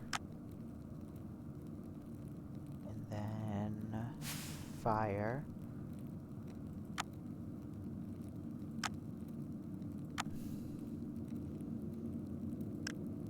Gerhard. Gerhard? As in the late brother Gerhard. Yes, yes, it can't be a coincidence. Hi, Gerhard. He's saying hello, like he's still alive. Brother Gerhard died sometime last year. How does this connect to him?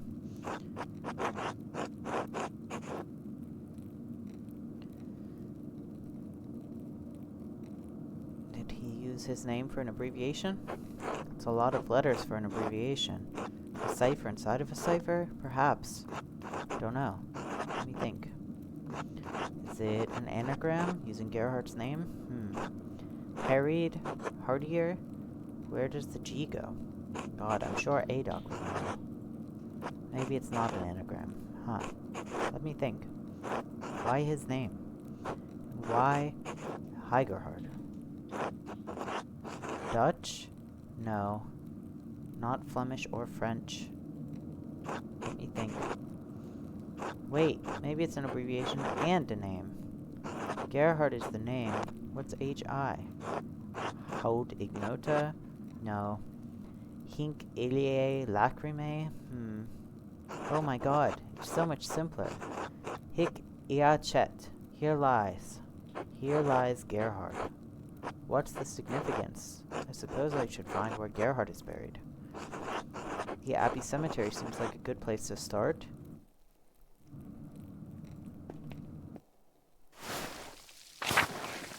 Okay. Go to the cemetery.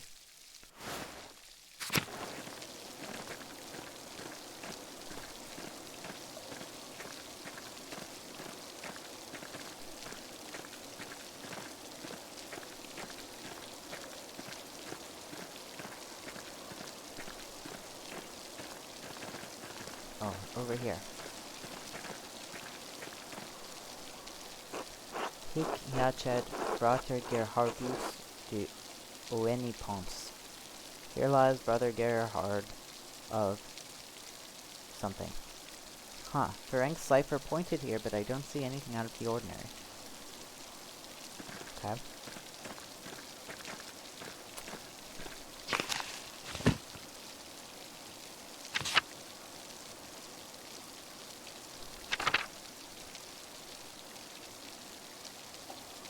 Okay. I guess that's for later then.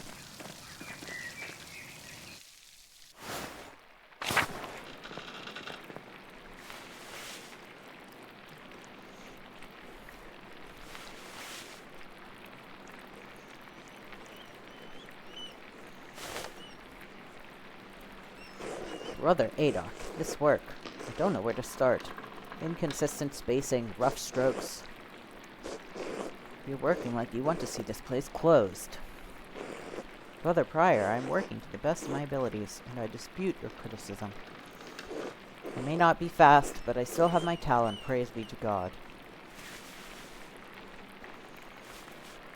And Brother Guy, why are you still on this page? What's wrong with you? Normally you're so reliable. Many apologies, Brother Prior. I will work harder.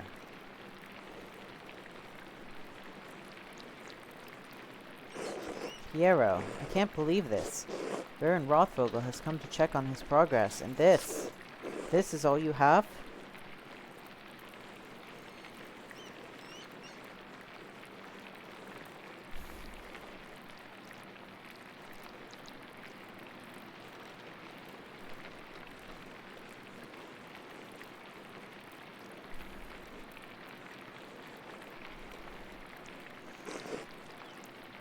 You should have finished this months ago. Is your mind so corrupted by age that you didn't notice the seasons have changed? Well, you're not the one who will have to answer for it, so why should you care? Typical. Excuse me, Prior for rank, but I believe your point is made. Andreas, I will remind you that I am the master of this scriptorium, and you are a guest here. I agree, Brother Prior. Brother Piero's work is unacceptably slow. You are insufferable, Brother Dean. Oh God, give me the patience to endure this. Please, everyone, this is my work, and I accept responsibility for it. Prior for rank is right.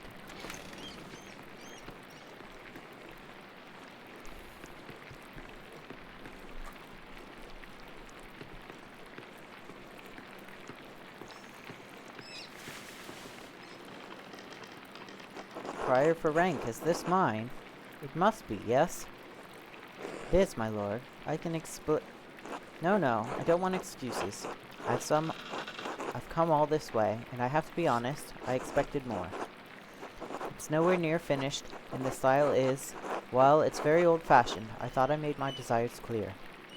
I feel like my generosity toward Kirsau is being taken advantage of. Am I the fool in this sad story? No, of course not, my lord. Never. We can fix this, of course. Of course. We only want to accommodate you.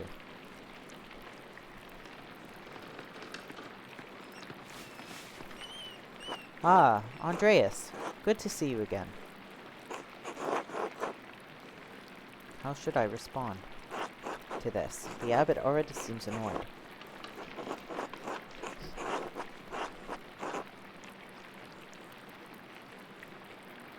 Simply addressing him as my lord would be appropriate. It acknowledges him respectfully without being overly familiar. My lord. Father Gernot, why not have Andreas complete the rest of the illustrations? He's clearly capable. Well, my lord, why not have Brother Guy complete it if speed is your No, I'm not talking about the script, that's fine, but the art, the illustrations. I want Andreas to do the others. Of course. I mean, if Andreas is alright with it.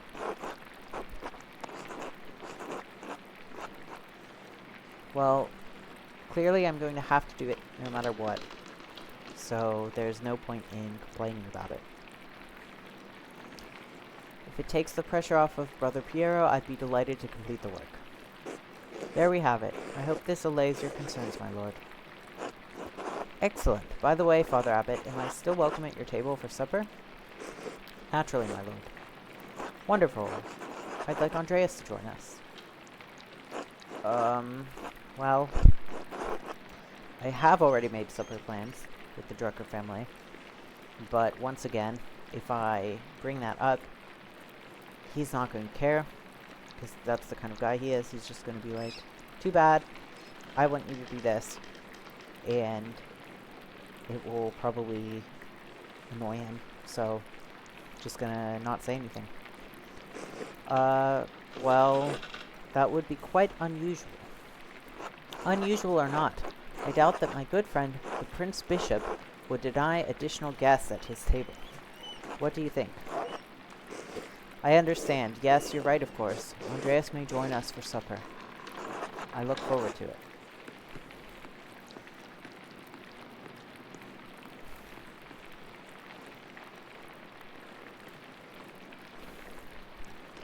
You had this planned. You must have put your hook in the Baron this morning when you ambushed him in town.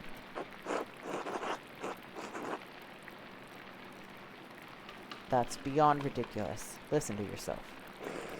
Brother Prior, Andreas is not to blame for any of this. I am. Yes, you are, and you've embarrassed me, the abbot, and the abbey. Prior for rank is right, of course. No wonder we don't get more commissions.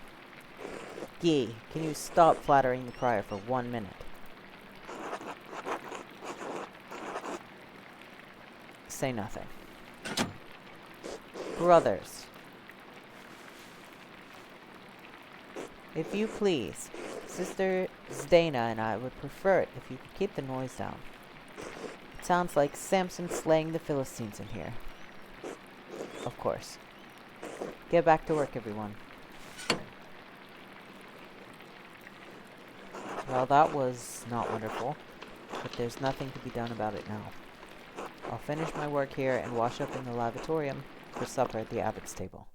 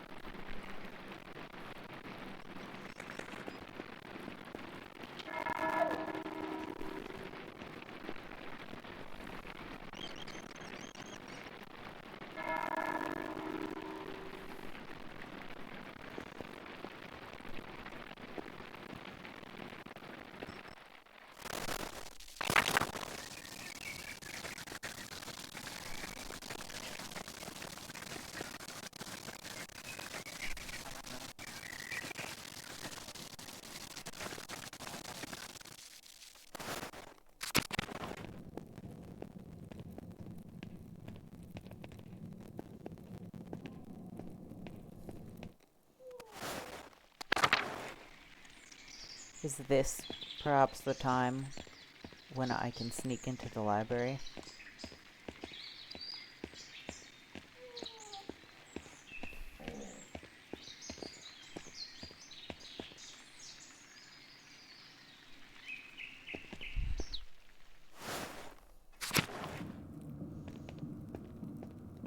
Because the nun should be getting ready to eat as well, right?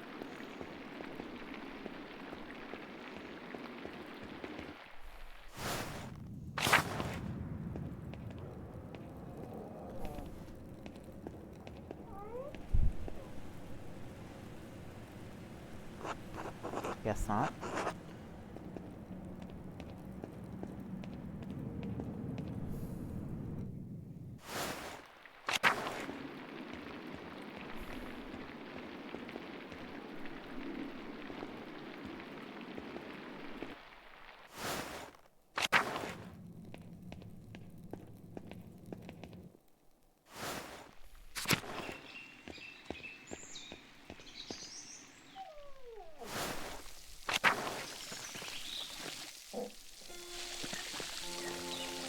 Andreas, I'm so glad you'll be joining us for supper, though the circumstances are unusual to be sure. I won't be able to speak with you. None of the brothers will, but it will be good to have you with us. That's a shame. I always enjoy our talks. Now, the same doesn't apply to you at the abbot's table. You can talk all you want, though I wouldn't recommend it. Father Abbot does not look kindly on idle chatter. I hope I don't make a fool of myself. These men are far above my station. And I need to take a quick break because I'm hearing complaints from a dog. So I'll be back shortly once again.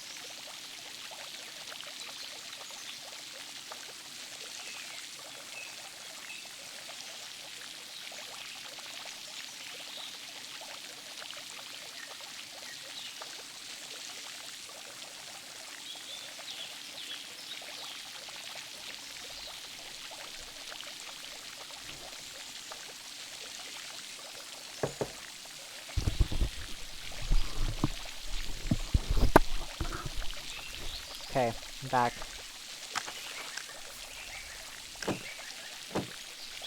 Anyway, I'm sorry for how the prior treated you. It's not fair. It's humiliating. Oh, no, no, my son. There's no need to worry about me or my pride. We all need a taste of humility from time to time to keep our feet on this earth. No, Andreas, you are my pride. I cannot claim to have taught you much, but I am proud to have known you and your work. And when you leave all of us at Kearsau Abbey behind, you can call upon your friend Lorenz, Baron Rothvogel, to help you in your career. There's nothing wrong with your style. It's not old, just because a nobleman says so. Don't trouble yourself over it. Time passes for us all. Things change. The future will write over the present. You need not fear it, any of it, so long as you remain true to yourself and God. Now I must hurry to the refectory to join my brothers. I will see you inside.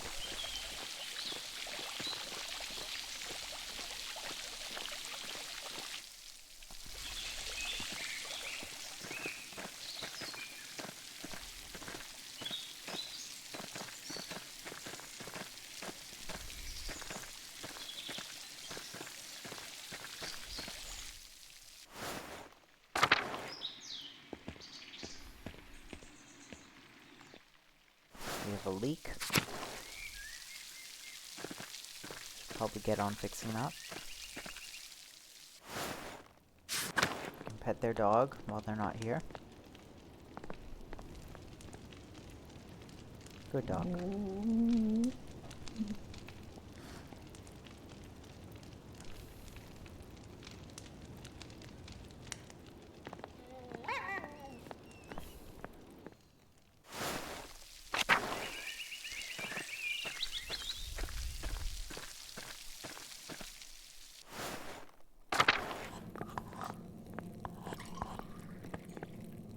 Andreas, glad you could join us. Didn't really have much of a choice. Maybe I should have tried to tell the Druckers that I wasn't showing up. Oops. Thank you, my lord. Father Gernot, Father Thomas, prior for rank.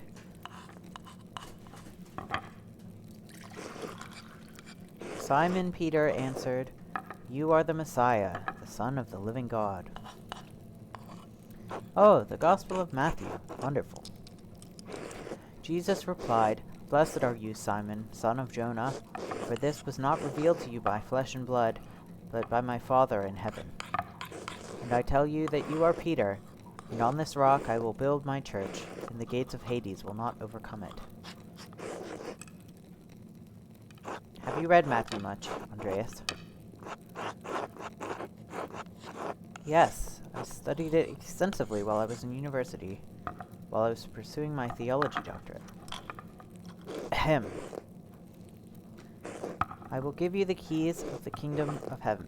Whatever you bind on earth will be bound in heaven, and whatever you loose on earth will be loosed in heaven. Yeah, so he didn't like me talking, but, you know. Then he ordered his disciples not to tell anyone that he was the Messiah. Whatever you bind on earth will be bound in heaven. That reminds me, Father Gernot, have you read anything by Martin Luther? I can't say that I... He has some incredible ideas about the church. Brilliant, I think. My lord, is the meal to your liking? I believe I remember you enjoying our quail on your last visit. The quail? My God, Father Abbot, the quail's fine, but don't you think Luther's ideas are worth discussing? He's talking about the future of the church, shaking things up in a way I don't think we've seen before. Father Thomas, you see value in his ideas, do you not? My lord, I mean no offense, but I do not. Brother Mathieu, yes? How appropriate. What are your thoughts on Luther's attacks on the church's sale of indulgences? Baron, please do not involve the other brothers in this conversation. Fine, fine. What about Andreas? Lorenz, I really don't think that anyone in the room wants to talk about Martin Luther. And they definitely don't want to hear me talk about Martin Luther either. Certainly a man who attended the same university as Martin Luther can spare some thoughts on his work.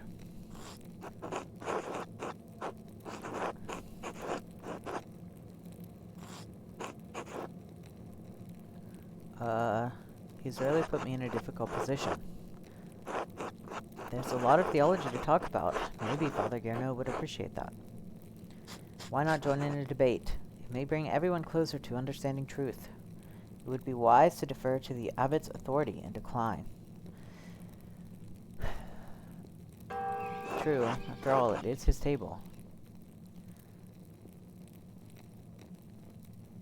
I must respect Father Abbot's wishes at his table, my lord.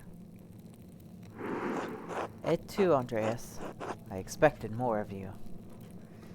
Enough! Lord Rothvogel, you are our guest and held in high esteem, but you have worn out my patience. You will not be discussing Luther's work with Andreas, Thomas, Matthew, or with any other brother. Is that clear?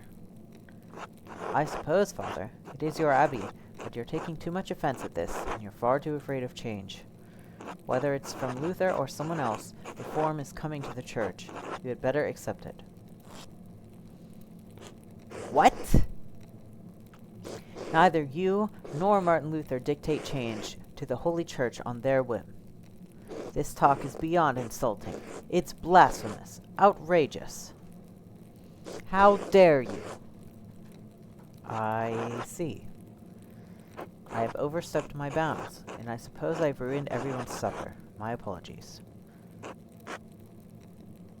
In spite of this unpleasantness, I will make good on my manuscript payment and the donation of my copy of Historia Tassiae. If you cannot accept what the future will bring, perhaps it's time for you to come to terms with your past.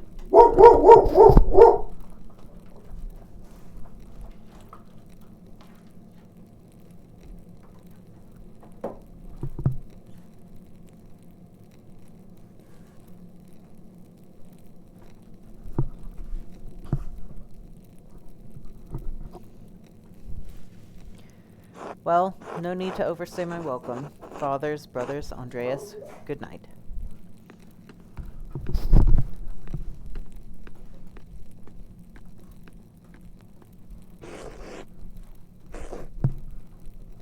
Thank you, Andreas, for not letting him engage you in his debate. No good would have come of it. Now then, I must ask you to leave so I can speak to the brothers in chapter privately. Brother Piero, please accompany Andreas out. I will take my leave as well. Good night.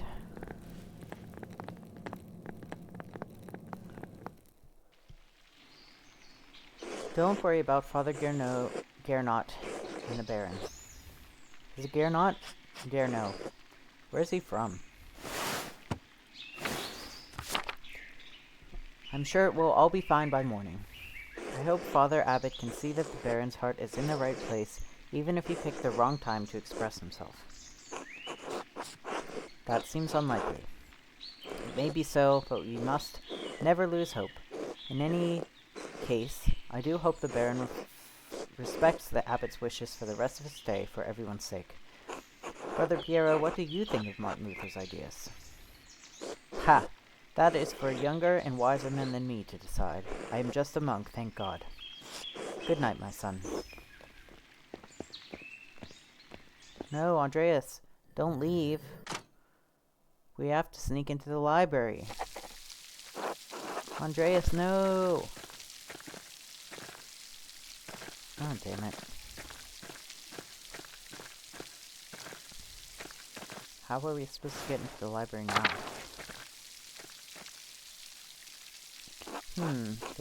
The lamp's still burning in the guest house. Lorenz must be awake. I wonder how he's doing. And what was he thinking? He's a baron, but he couldn't have expected that to go well. The storm doesn't seem to be letting up anytime soon. I should get back to the Gertners. Should go to the library is what I should do.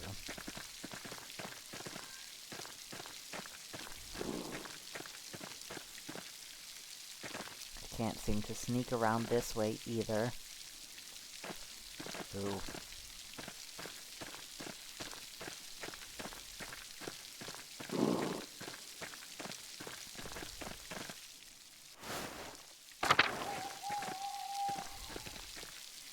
Huh? Gah! Are you alright, Master Mahler? I believe that I may have just seen the physical manifestation of a spirit. The ghost? Yes? It could be a Roman, maybe even an old pagan. Wouldn't be the first time people have seen ghosts around these parts. Have you ever seen one? Mm-hmm. Usually around the ruins. Who knows how many restless Romans lie beneath those stones. Well, I think I found Johann's last lost sheep. I'm going to head home. Take care, Master Mahler. I will. Thank you, Till.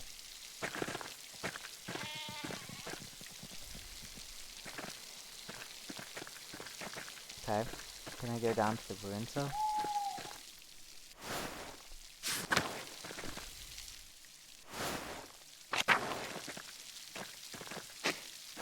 Nothing down here.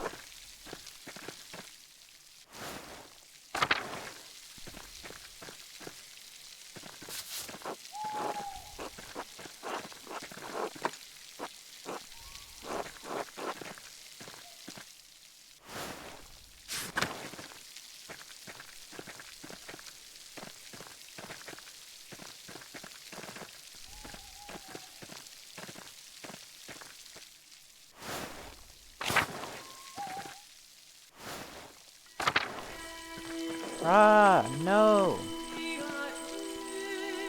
Pale horse! Pale horse! Still on the floor! Hello? Are you alright in there? Matins! Matins! Pale horse! Death!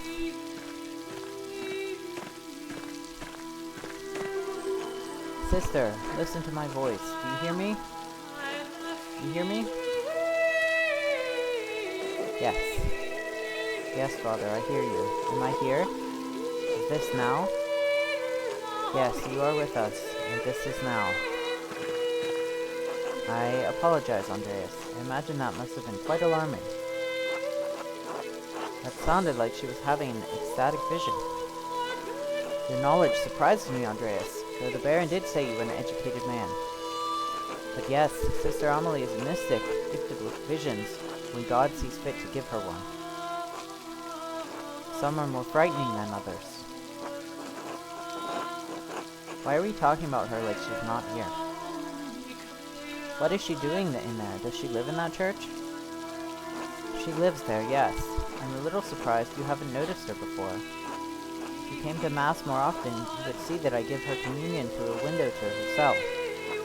Oh, is she an anchoress? She is, yes. Devoted to God and closed in the cells next to the church. She is dead to the world, but continues a life of prayer and religious contemplation. And sometimes, ever so rarely, she receives great and terrible visions. Is she local to Passing, or was she a nun at Kiersau? Neither. She came here from a Benedictine abbey in Lower Bavaria after it burned down. I am her confessor and caretaker. Many anchoresses are not literate. I write down her visions to help interpret them. I thought all of the monks and nuns at Kiersau could read, even poor Brother Folkberg. Well, we just learned that she's not from Kiersau. Thank you, Father Thomas. Let's rest now. Okay, so we've changed her script to reflect the fact that she can't read. And she now has the same script as Father Thomas, even though he can read. Interesting. Of course, sister. She seems unhappy.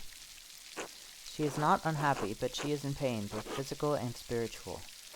Her spiritual pain comes from her revelations. They come and go. I try to address them as best I can. The physical pain comes from a deformity in her spine and aching in her joints. I know of no cure for that save prayer to the Almighty. Sister Amelie was saying she had a vision of death. Could someone be in danger? Oh no, don't rush to judgment. Her visions are divine and powerful, but they could have many meanings. Some of her revelations take years to comprehend. Some may never be understood at all, as God wills it. Still, the argument at dinner was quite troubling. Perhaps I had cast a shadow over our thoughts. Now then, the good sister appears to have fallen back to sleep. I must prepare for bed myself. Good night, Andreas. Good night, Father.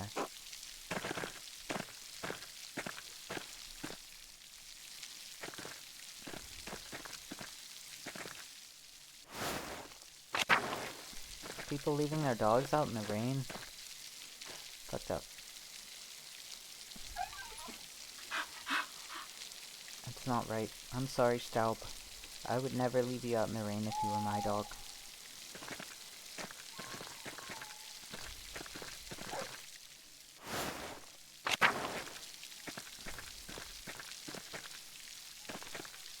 I can't apologize for missing supper.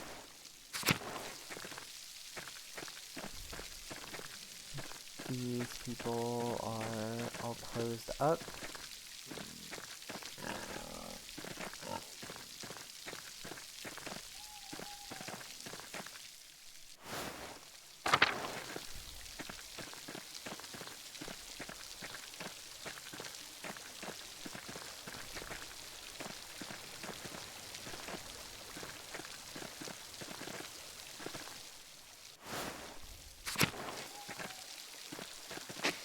Little huntsman with beehives.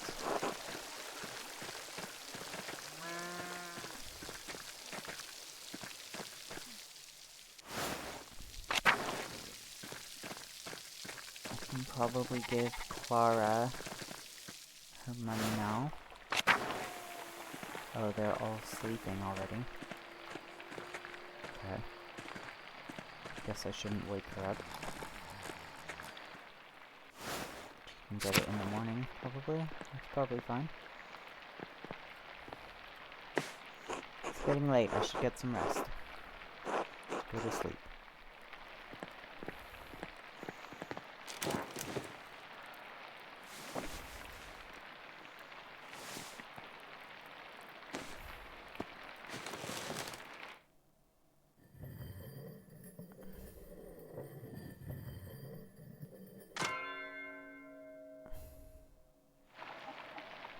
Okay, no dreams, I guess. So, with that, I think we will be bringing this to a close.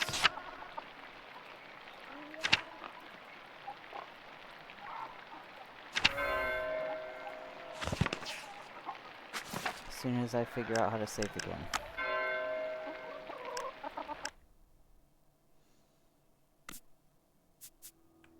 Okay, thank you for watching. Enjoy your evenings.